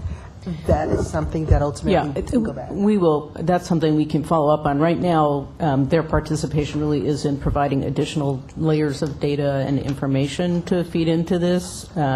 So at this point, we don't have them participating financially, but it's something that we're proposing to continue to operate from DWP with DWP sort of information and providing people access to information about incentives in addition to the information about sites to locate in. But we will continue to have discussions with the other departments about whether it makes sense to potentially expand. Right, because the purpose of the tool is to either help business stay in Los Angeles or to lure new business to come to Los Angeles and answer their questions, right? And that is something that benefits everybody I just outlined, right? The mayor's office and Lawender, right? So you would think that it shouldn't just be DWP ratepayers paying the cost of keeping businesses here or luring new businesses here, but all parties would share in that responsibility. And we will follow up with those departments. But as I said, at this point right now, they're providing us some of the data that's helping to fill out this information. How is this marketed? So how do businesses that are both here and those we would hope would come here, for example, how do they know that this tool exists? Well, in the past, the website was actually linked for the mayor's office from their website. They had a Los Angeles Works website that was there. Our plan is in the future, we're going to market it using social media, direct contacts with organizations such as the Valley Economic Alliance, the LA EDC, as well as with the bids and others. Once approved, I want to be able to then market and say that it really is there.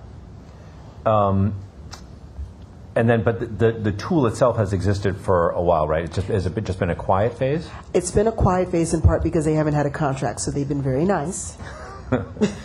No one's nice. Not to us. We just heard we just spent $900,000 to learn nobody's nice to us. So we don't really have any real data on past performance, how this has worked, because it's been in a quiet We do have some analytics in terms of the number of hits, but have we done a deep dive into it? Not at this point. I don't feel comfortable asking the vendor until we have an agreement. And so you'd be okay a year from now, though. This is for a year. So a year from now, coming back and walking. It's actually for 3 years, but I would be okay in coming back a year, explaining what we've tracked, what we've noticed, and if we need to make changes or tweaks to the website, we're happy to do that. That'd be great to have you back in a year to figure out how this all worked. Is there a motion? I move. Second. Those in favor? Aye. Aye. It's approved. Thank you. Item 19, Commissioner Fleming or Commissioner Noonan. You go ahead first. I'm Pascal Solomon, City Attorney, LADWP Legal. Hello. Hi, how are you? What I don't like about this request is that it doesn't seem to have been competitively bid out. And I have to imagine that we've had more than just experience with this firm when it relates to asbestos cases. So, this particular firm has been working with Civil Litigation Group and the pending lawsuits for a number of years.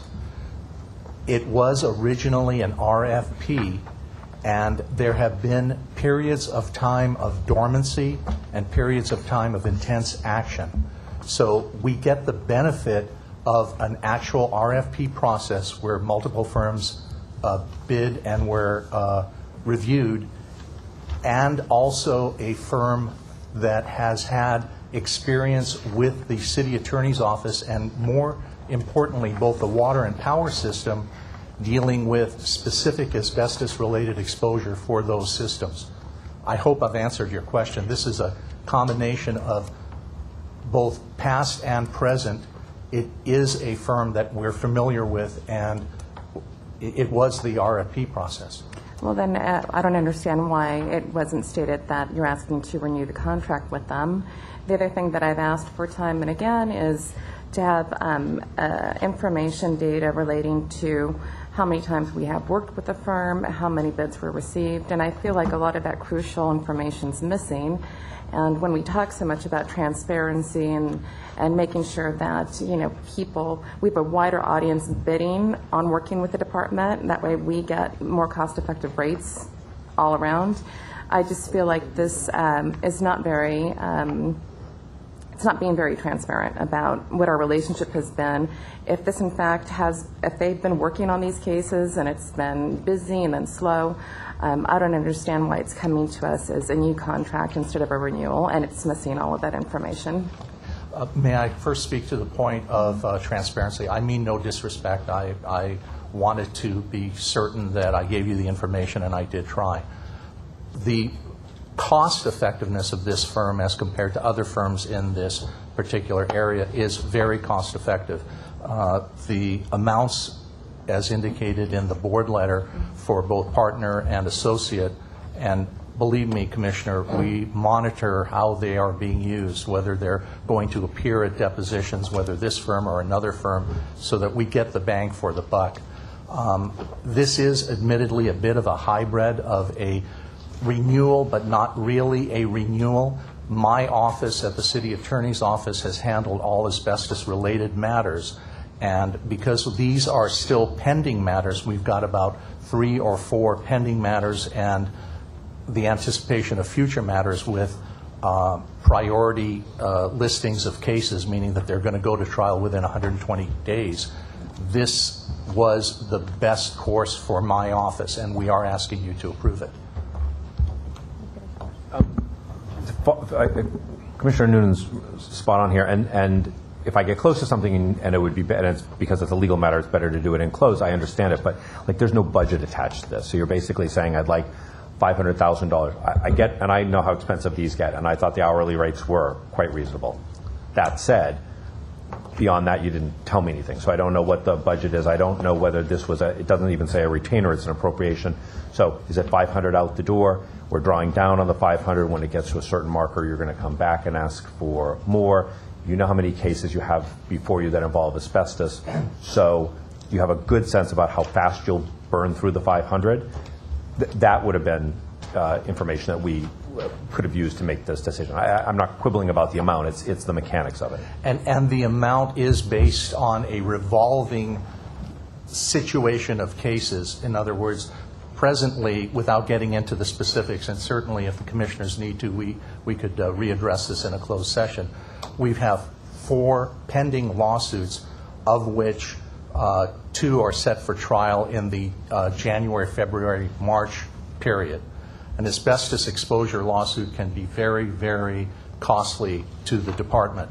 We work towards their mitigation by using this money to attend depositions, and those depositions take us all across the country. So I think the amount is necessary and reasonable. Do I expect to come back in 3 years or before as we're monitoring? I don't know, but this is based on probably the last 3 or 4 years of estimate as we've taken up cases, addressed them, summary judgment, depositions, et cetera. Right. I don't think anybody was quibbling about the amount. I'm simply saying that in the future when we do these, it'd be really helpful to have a budget that they go up against, right? And say, instead of saying, $500,000, let's have a budget so we have some sense as to how, you have a track record, you know how we spent money in the past. Yeah. That would have answered a number of our questions. I apologize. We've had situations where we thought a case would have been a large exposure. We get to the products deposition where they identify the type of products used in our steam plants or our water system, or we get to a property premises deposition and their case falls apart. So what we anticipate, it's hard to do, but I will try better. I understand what you're saying. Thank you. Message received. Other comments, other questions? Is there a motion? So moved. Is it seconded? Yeah. Those in favor? Aye. Any opposed? I am. Just to make a statement about what my expectations are in the future. Thank you, Commissioner. Yes. We'll record 4-1, Commissioner Newman. It's passed. Thank you very much. Thank you. Okay, we have 2 action items on the regular agenda, items 20 and 21. We'll start with 20, estimated demand-side management, water conservation, reclaimed water and water security expenditures for April 1, 2015 through March 31, 2016. I'm Phil Leiber, Chief Financial Officer. I'll be presenting this item. We do have some good news with respect to both of these rate-related items. We have rate decreases for our customers. So it is not true that rates only go upward. They do at times go down. Just a brief overview. On the water side, we recover just short of 70% of our overall revenue requirement from 2 pass-through charges. The pass-throughs, certain of which require board authorization. One is fully automatic. The ones that require board authorization require recover about 26% of the revenue requirement, and the automatic ones, which is largely purchased water, are about 44%. The bottom line is that customer bills will be decreasing by 37 cents per month for the period of April through June of 2015. This is largely due to the anticipation of a return to a normal water year. So we've been in drought. We've had to have a very high level of purchases from MWD. As we look ahead in the coming year, we always assume a normal water year. Now, we'll keep our fingers crossed that that actually comes to pass. If it doesn't, then we'll have to buy the water we need, and that would be recovered through future rate adjustments. But we're seeing a decrease in purchased water, and we're seeing some offsetting cost pressures in other pass-throughs, including water security, Owens Valley regulatory, low income, and then DSM and reclaimed. This is just a brief... Can I just ask? Sure. If I understood you correctly, you said every year we, by definition, assume a normal water year. But that, does that have anything to do with what we realistically expect? Well, we won't really know how much water we have available until about April of next year. So until we get to that point, we're just, historically, we assume return of a normal water year. There are various prognostications, as we saw from the data that showed where we're at. Starting this season, we're very early into the season. We're a little behind, but not enough into the season to make a conclusive forecast. So it's just impossible to estimate more precisely than just assuming a normal water year? Yeah, I mean, given the time frames, part of what's going on here is we do these quarterly.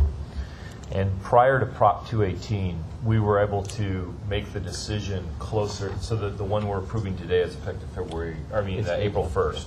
So in the past, we were able to do these closer to the date. We would be doing this one probably in maybe the second meeting in February, and we would actually have some snowpack data, and we'd be able to crank some of that in. Because of the notice requirements under 218, we now have to push that out, and this is an odd one because we're, another month and we'd have a little real data, but right now it's really a guess, although it's looking pretty good out there. But that's just kind of an artifact of the timing. Okay, that makes sense. Yeah, and to the extent, as I said, we get it wrong, we will have to spend what we'll have to spend on the purchased water, and there'll be a true-up mechanism that works. This illustration shows our Tier 1 and Tier 2 water rates for residential customers. And the main point here is it just consists of a number of different charges. In addition to base rates, we have a variety of pass-throughs for the more volatile costs.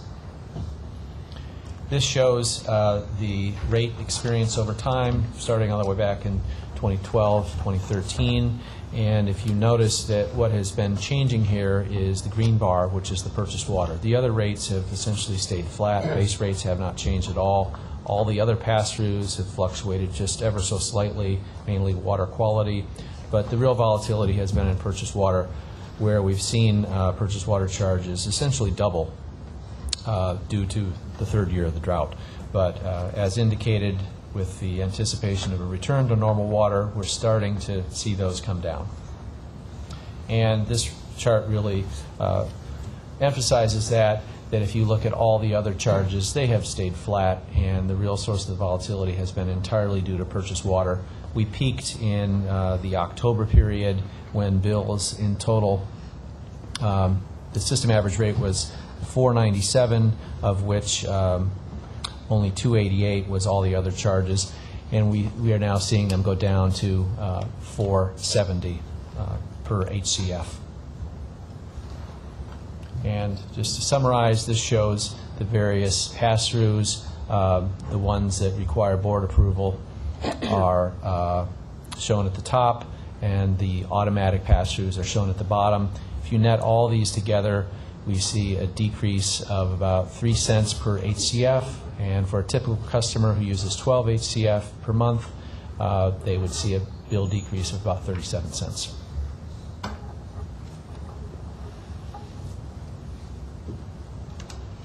And that concludes my comments.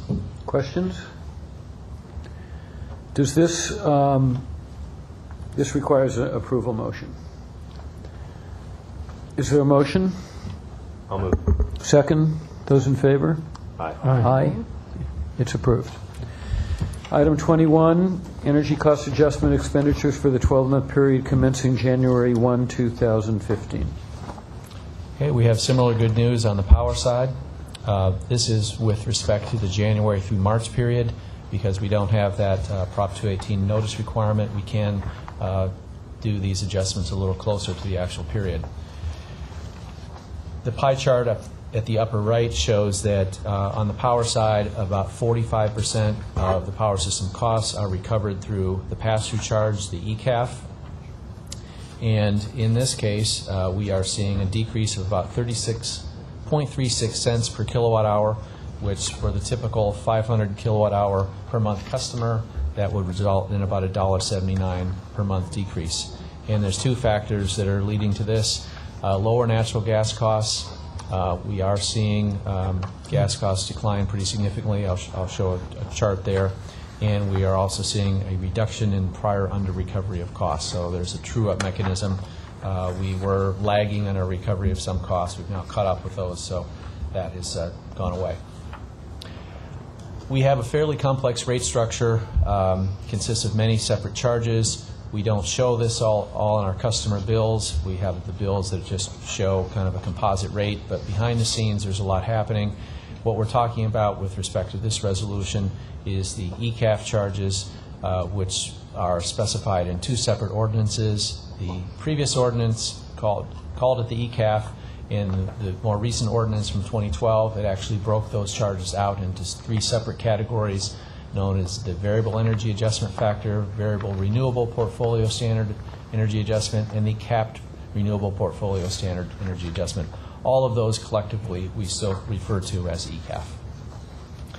And with respect to how these charges impact the typical customer, this is a history over the past several quarters, and we did peak at about $35 per month for the ECAF-related charges for the typical 500 kilowatt-hour customer, and we are seeing a decrease of about $1.79 as we go into this upcoming third quarter of the year. And this just shows the same charges in text form. The ECAF charge in total decreased from about 7.1 cents per kilowatt hour down to 6.8 cents, or a decrease of just short of 0.3 cents. And the last chart just shows the decrease in natural gas prices that we are seeing. Last quarter, we were seeing charges in the roughly $4 per MMBTU.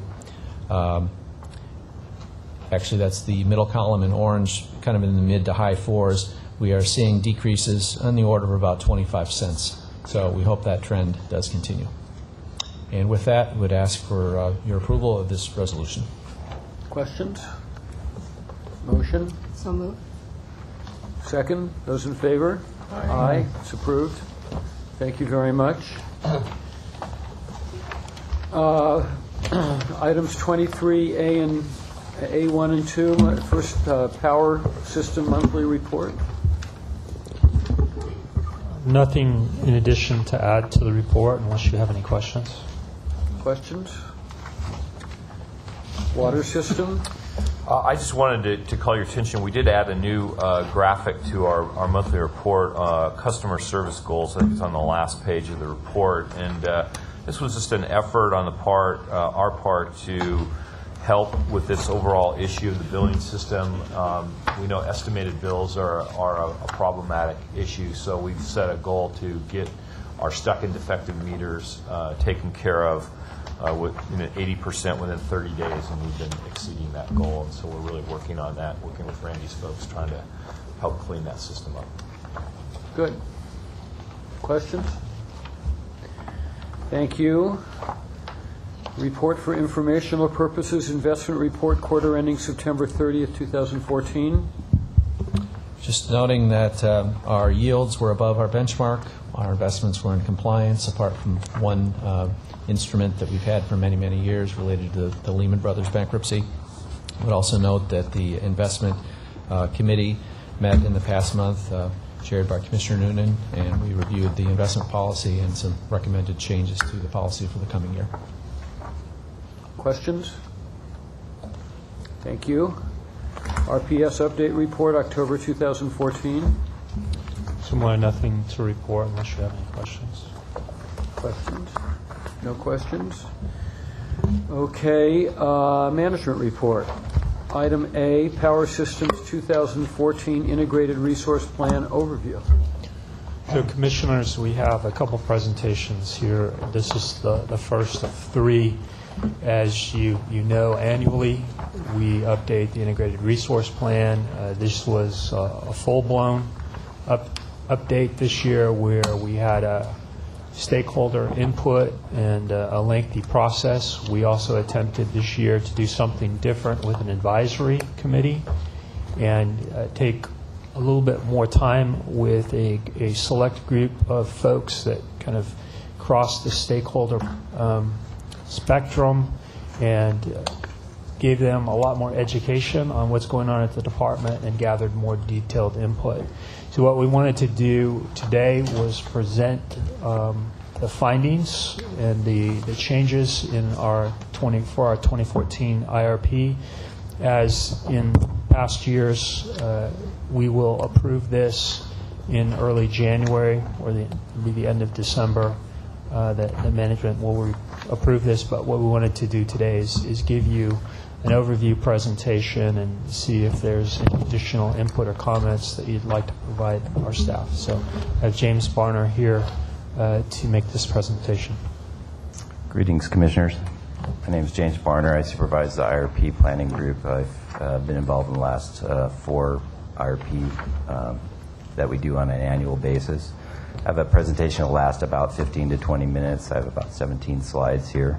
I'll be giving you a very high-level overview of this year's 2014 Power Integrated Resource Plan and discuss the cases that were analyzed for this year. I will also show you the modeling results that we completed and finally show you a resource strategy that we are recommending going forward.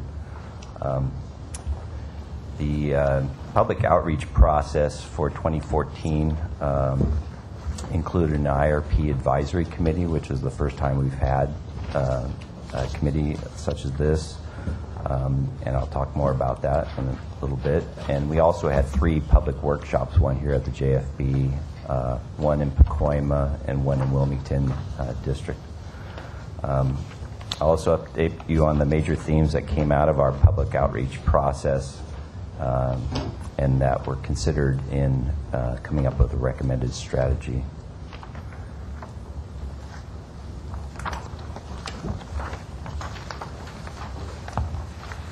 Our IRP is guided by 3 major objectives, the most important one being maintaining high reliability on our system, keeping the electricity flowing 24/7 is our top priority. Also being environmental leaders and meeting state mandates for renewables or reducing greenhouse gases in the future is one of our priorities. Also eliminating ocean water use for cooling in our coastal power plants is another goal of ours. Also maintaining competitive rates for our customers by maximizing our existing resources that we have, assets such as transmission, and an example of that would be locating renewable projects close to transmission corridors so we can maximize that use. And then also cost-effective business approaches. These 3 objectives are critically important in selecting a final resource strategy, and we think we have a good strategy going forward. The major transformation elements, these are 5 major initiatives put forth by the power system. You will see many board actions, and you already have seen many board actions surrounding these 5 major initiatives. In future boards, we'll also be considering programs that are included in these initiatives. First, eliminating coal from LADWP's power supply. We're doing that by eliminating our use of coal at our Navajo and our IPP facilities in 2015 and 2025 for IPP. Reaching 33% renewable energy by 2020. We're currently at about 23%. We reached 20% in 2010, and we'll be reaching 33% by 2020. Rebuilding our coastal power plants to eliminate ocean water for cooling and helping us to integrate our renewables. Will continue on until 2029.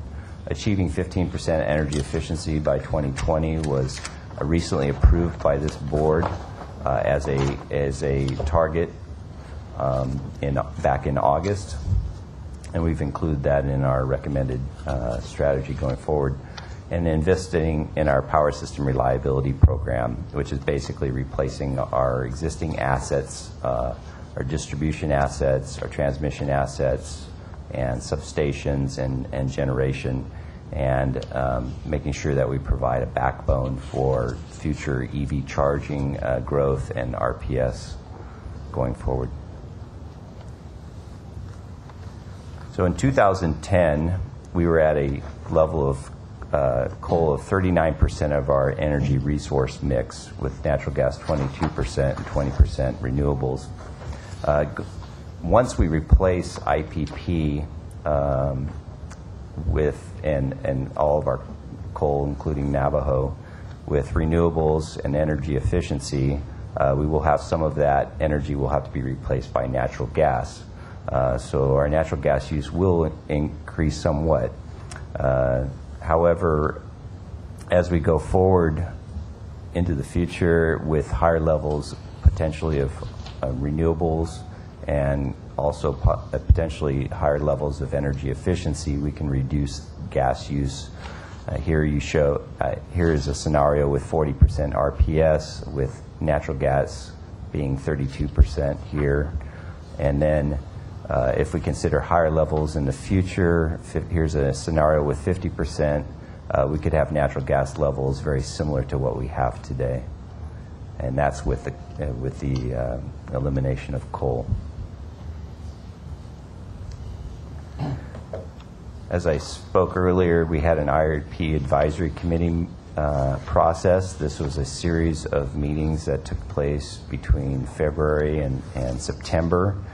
They included staff, council members, staff members, mayoral representatives, neighborhood council representatives, environmental community, Sierra Club, and NRDC were included in these meetings. We also had 3 of our major customers, LA Unified School District, Paramount, and Valero as well. As far as the business community, we had LABC involved, and we had a member from UCLA also included in that. And also Dr. Fred Pickle was involved as an observer of this process. These meetings were 2 to 3 hours long, and we went over all of the critical issues facing the power system. And we spent a lot of time getting everybody up to speed so that they could finally come up with a set of cases, resource cases for us to consider, and we do our modeling and analysis on these cases. So there's the middle cases are the ones I want to focus your attention on. We've historically been evaluating our coal replacement, early coal replacement. The middle cases there are renewable RPS, energy efficiency, and local solar cases. They all have the same early replacement of coal. This case number 2, the 33% RPS moderate EE, that is our case that we recommended case from last year in our 2013 IRP. So that's used as a comparison, and that included 500 megawatts of local solar. The other 3 cases, 3, 4, and 5, have various levels of local solar and renewable RPS, which is 40% and 50%. It's important to point out that cases 4 and 5 had a high electrification, and by electrification I mean primarily charging of electric vehicles, but it could also include providing shore power to the harbor for ships docking in LA Harbor, or it could be including also mass transit as well, electrification. And we matched a medium electrification case with the 50% RPS. And then ultimately, out of these cases, we selected a recommended case, which I'll show to you in a minute. So to show you the forecast for the renewables going out 20 years, we have about 8,600 gigawatt hours of energy produced from renewables by 2030 in the 33% RPS case. With the 40% RPS, we're approaching 11,000 gigawatt hours, and then 50%, we're referring to 13,416 gigawatt hours.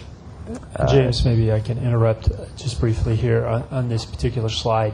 So some of we know the legislature as well as the governor has much higher aspirations regarding renewable energy, that while 33% by 2020 is still a number of years off, that a lot of utilities have already procured that number to get to 33%, and those projects are being built, and we have many of them ourselves that are in the midst of construction.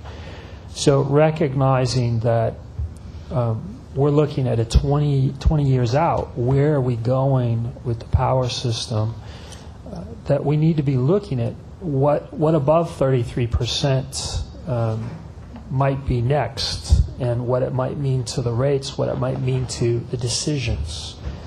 So those are part of the options of looking at more detail in this study this year on higher levels of renewables, how those would integrate into our system, and how they might impact costs going forward. And that's why you're seeing this emphasis, because there is a belief that we will see something coming out of Sacramento early next year regarding potentially higher levels of renewables, either through a regulatory process or a legislative process. So I just wanted to raise that. Go ahead. Yes, thank you, Randy. It's important to note here that 33% is achieved in all of these cases in the 2020 timeframe. So we're really talking beyond 2020, going out to 2030 here. The input into these cases, the moderate EE level from last year was 10% energy efficiency by 2020. This is on top of the 7.6% savings that we've had to date since 2000, since the energy efficiency program began. The board here approved 15% EE by 2020, and that's most of these cases includes that 15% EE, the advanced level of energy efficiency. Here's a breakdown of the local solar in each of the cases. Case 2 having the currently approved level of feed-in tariff of 150 megawatts, and also includes 310 megawatts of customer net metered and 40 megawatts of community solar for a total of 500 megawatts. The differences between these cases is primarily in the amount of feed-in tariff, and Onwood will be presenting to you an expanded feed-in tariff program, 300 megawatts that we included with case 3, and we also looked at 450 and 600 megawatts of expanded feed-in tariff in cases 4 and 5, with a slightly higher customer net metered increase in each of these cases. So electric vehicle charging, this is the first time we've considered advanced levels of electric vehicle charging. Our load forecast has always included a basic electric vehicle forecast that comes from the CEC, and that is included in our 33% RPS base case here. Recognizing that we could have more electrification if we incentivize that. We think a moderate case, we could achieve 435,000 vehicles being charged by 2030, And in a high electrification scenario, 580,000 vehicles being charged by 2030. And we've matched these cases with each of the RPS cases. So the blue is matched with the base case is matched with the 33% RPS. We matched the high electrification case with the 40% and the medium with the 50% RPS case. The output of our modeling results is shown here. This is our case without any early replacement of our coal resources. This would be somewhat similar to a business as usual case. With the replacement of Navajo and IPP, we have reductions between 2016 and 2019 through for Navajo and 2025 through 2027 for IPP, totaling a total of 10.9 million metric tons of CO2 reduced by replacing our coal, and that's approximately equal to an average year's worth of CO2 output.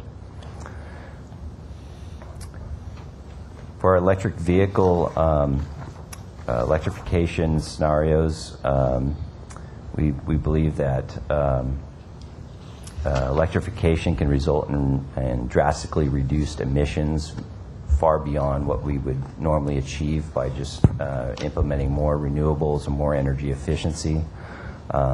So we look at this as a strategy going forward. In red here, shown here, the red bar is our current LADWP resource mix of about 1,100 pounds of CO2 per megawatt hour produced by a blend of the resources shown on the left in blue are zero emitting resources or near zero emitting resources, nuclear, hydro, and renewables. Natural gas-fired generation at approximately 1,200 pounds of CO2 per megawatt hour, and coal-fired generation much higher than that. As you can see, in the future, once we replace our coal-fired resources, our future LADWP resource carbon intensity will be much lower at about 600 pounds of CO2 per megawatt hour, as you can see in green there. And looking at replacing gasoline and diesel passenger vehicles with electric vehicles results in substantial reductions in greenhouse gases. As you can see, the large savings there of about 1,800 pounds of CO2 per megawatt hour by switching those vehicles over. And if I could, I'd like to put some of this in context as well. So I think it was yesterday we had in Sacramento our local legislator, Fran Pavley, put forward a piece of legislation, or proposed a piece of legislation to take up in next session that would focus on where the state would go to firm it up for the 80% reduction by 2050, and then also authorizing the regulatory bodies that they may put interim targets at 2030 and 2040. So it's our belief we're under the jurisdiction of cap and trade today, that going forward we'll continue to see those caps being reduced and lower and lower emission levels being allowed. We also have some unique issues in the South Coast here with our local South Coast Air Quality Management District related to other emission protocols and some of the smog forming issues, where the only way to achieve them, I mean, we could shut off all of our local power plants and we don't help the cause too much. But through electrification and our potential efforts here to plug in more transportation, whether that's buses, trains, ships, or cars, we can have a very significant impact to the local emissions as well as the statewide emissions. And so we've really evaluated it in this IRP on those potential benefits from an emissions perspective. But as you'll see in the upcoming slides, it also has a significant benefit on our potential rate impacts to our customers. and actually in a positive direction, because we utilize our system better. We have an electric grid that is built for the peaks, but we only hit the peaks a couple days a year. And so the rest of the time, we use less than 50% of that system.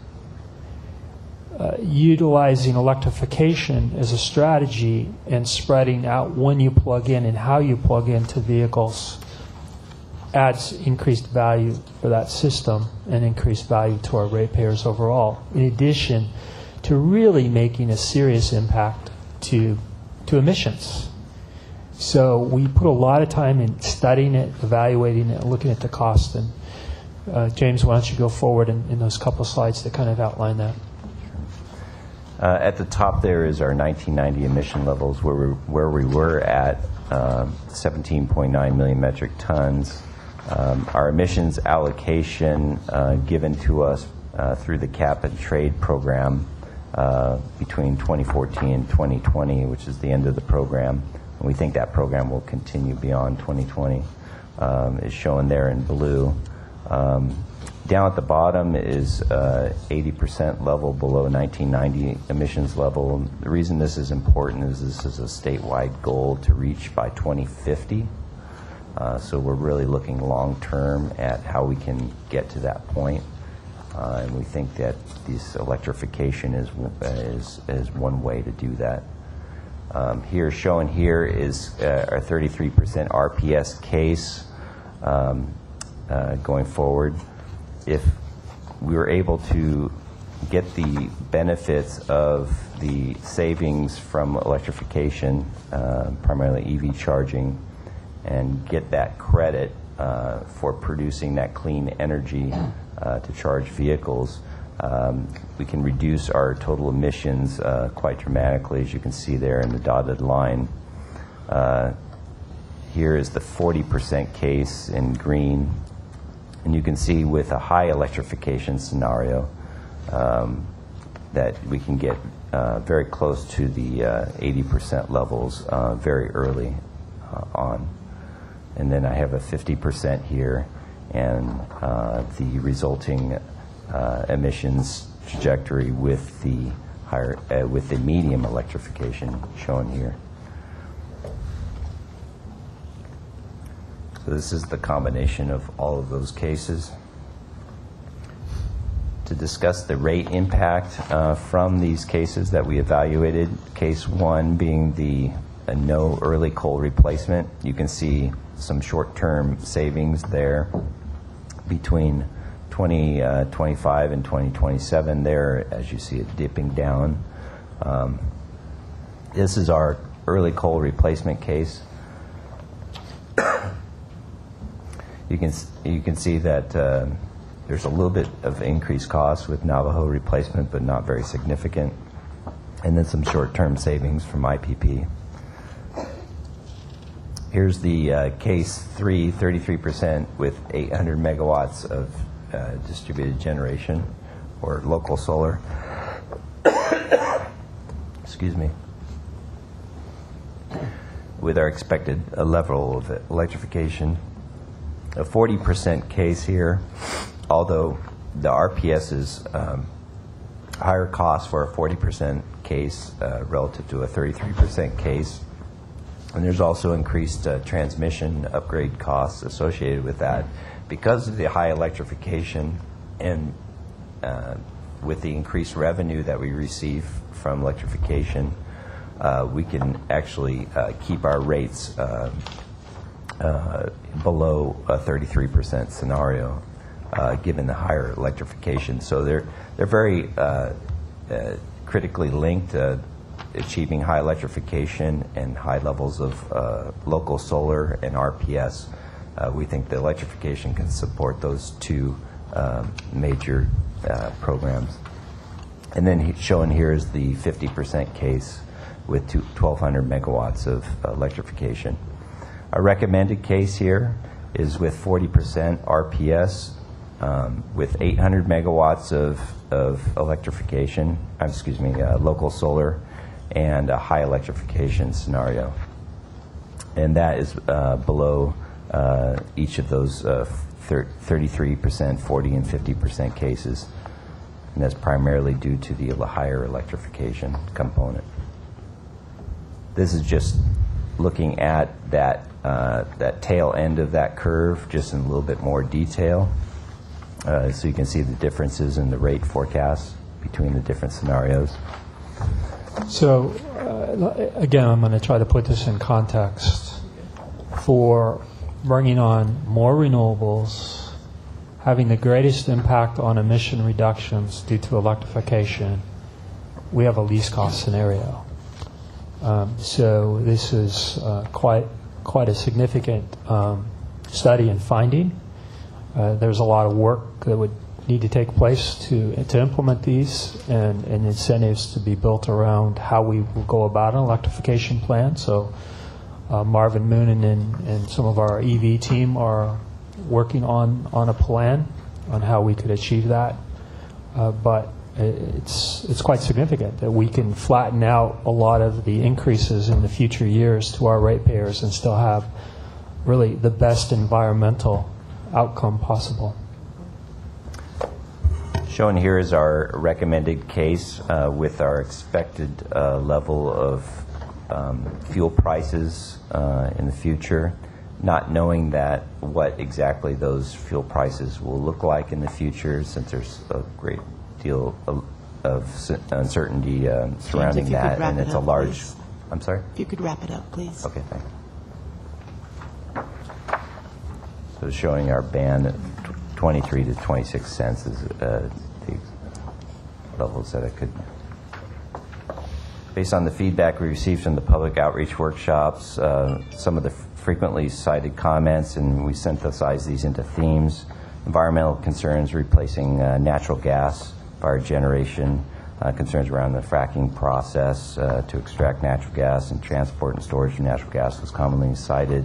Renewables, there was strong support for a 50% RPS, increased electrification, and high levels of local solar, maximizing energy efficiency beyond 2020, and emphasizing programs, educational programs and home assessment programs in energy efficiency, and local solar, expanding community solar, and streamlining the solar permitting process were comments we heard.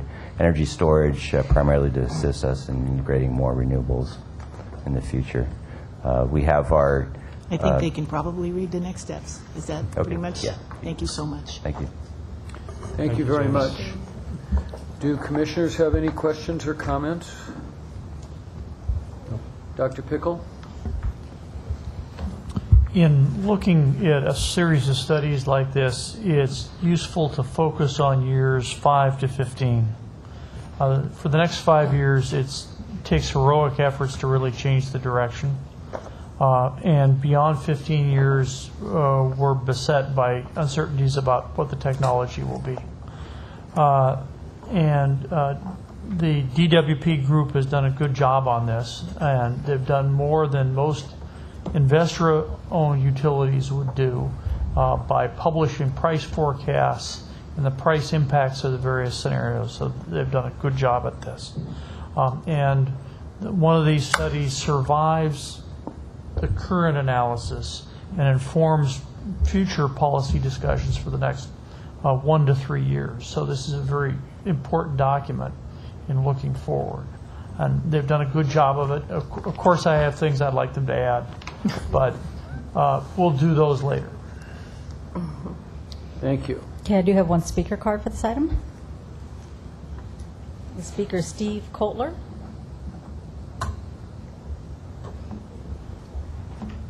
Thank you. And I actually have a comment both for presentation A and B, but I'll do those both at once just for sake of time.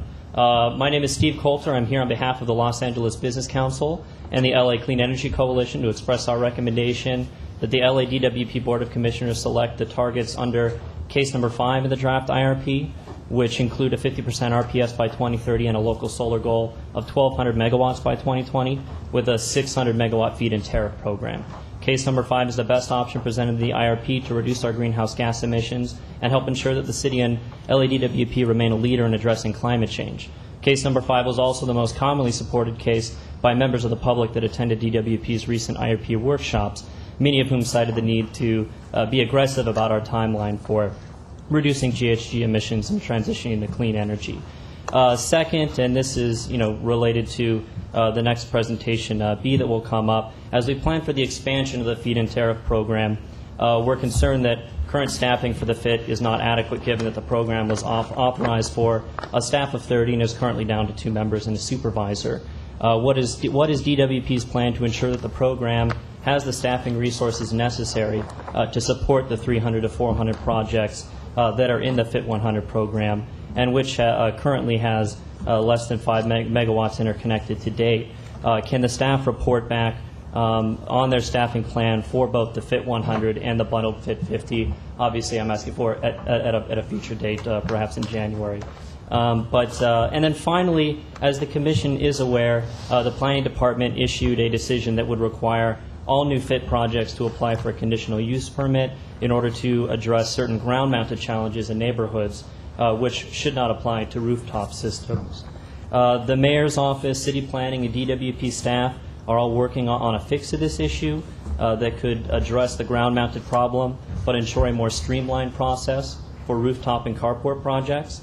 It's important that DWP work expeditiously with planning to ensure that this is resolved in a timely and transparent manner by the end of January, so as not to discourage DWP customers from participating in the 5th tranche of the FIT in February.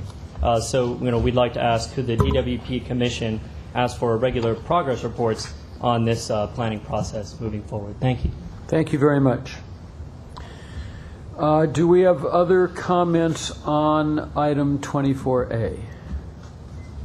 If I could, sir, one kind of concluding statement on the IRP that I think is critical, and Randy mentioned the word balance. It's a balance of a variety of objectives, and as you hear from the variety of stakeholders, there's an interest really across the board in whatever having your segment of this process that, where you stand depends on where you sit. There is a tremendous amount of that, and so you need to consider the trade-offs as we go through this process, because as was pointed out, this is a real critical time in terms of the decision-making, and we're going to be continuing to commit a significant amount of money, and it's important to stay as well-rounded as possible while you evaluate your options. I also wanted to afford you the opportunity, should you so choose, we can reset the 2 solar presentations to the 16th, or we can proceed, depending on what you would prefer. How long do we expect them to take? Well, I was surprised by the last one, so I'm not entirely sure. I thought the last one would be substantially shorter. Randy, do you have an estimate on what they run? A real estimate on? She can be really brief. So on Wood says she can be really brief. It was really meant to, we have the upcoming FIT allocation in January that we're going to bring before you. We wanted to introduce the topic of community solar. Obviously, a key component, and you heard it from the speaker, going forward is what we do on local solar and how that program evolves, including incremental feed-in tariff. And so it was really meant to give you kind of a layout of that.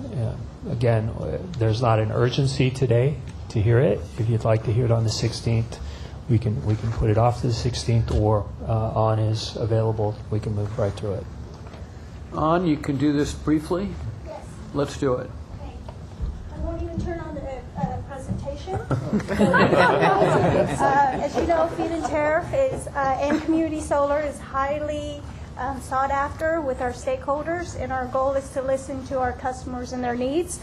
So the feed-in tariff program right now is we already have 4.6 megawatts installed. We have about 11 megawatts in contracts getting ready to go, and we plan on coming back to you in January for the revisions for the 5th allocations after listening to what's going to happen with the planning department on how we handle the conditional use permit, but we are working with them to make sure that the program is healthy. And in the last several months, we've been going out to do outreach on the expanded FIT. we will have a mechanism such that the program will be offered 50 megawatts a year, and that the price adjustment will follow the existing remat structure that the IOUs are utilizing. So we don't have to keep going back and forth to figure out what's the right price. It'll be dependent on what the participation level is at. And for community solar program, customers are very happy about the fact that we are making solar available to all, especially residents who do not have a rooftop to build it on their own. We will build it for them, and since we're doing it in economies of scale, we'll be able to give a better pricing for the program and simulate job creation for the city, since most of these projects will be on LEDWP and city properties. So we will come back to you early next year on the details of the program. And I just wanted you to know that we have been out there and we're collecting feedback. So that is a great presentation on a very important program. Thank you, thank you. Okay, I do have a public speaker for this one. Okay. Is that didn't he, wasn't that the last public speaker who? No, this one was for specifically C, Frank Alvarez. Ah, okay, good.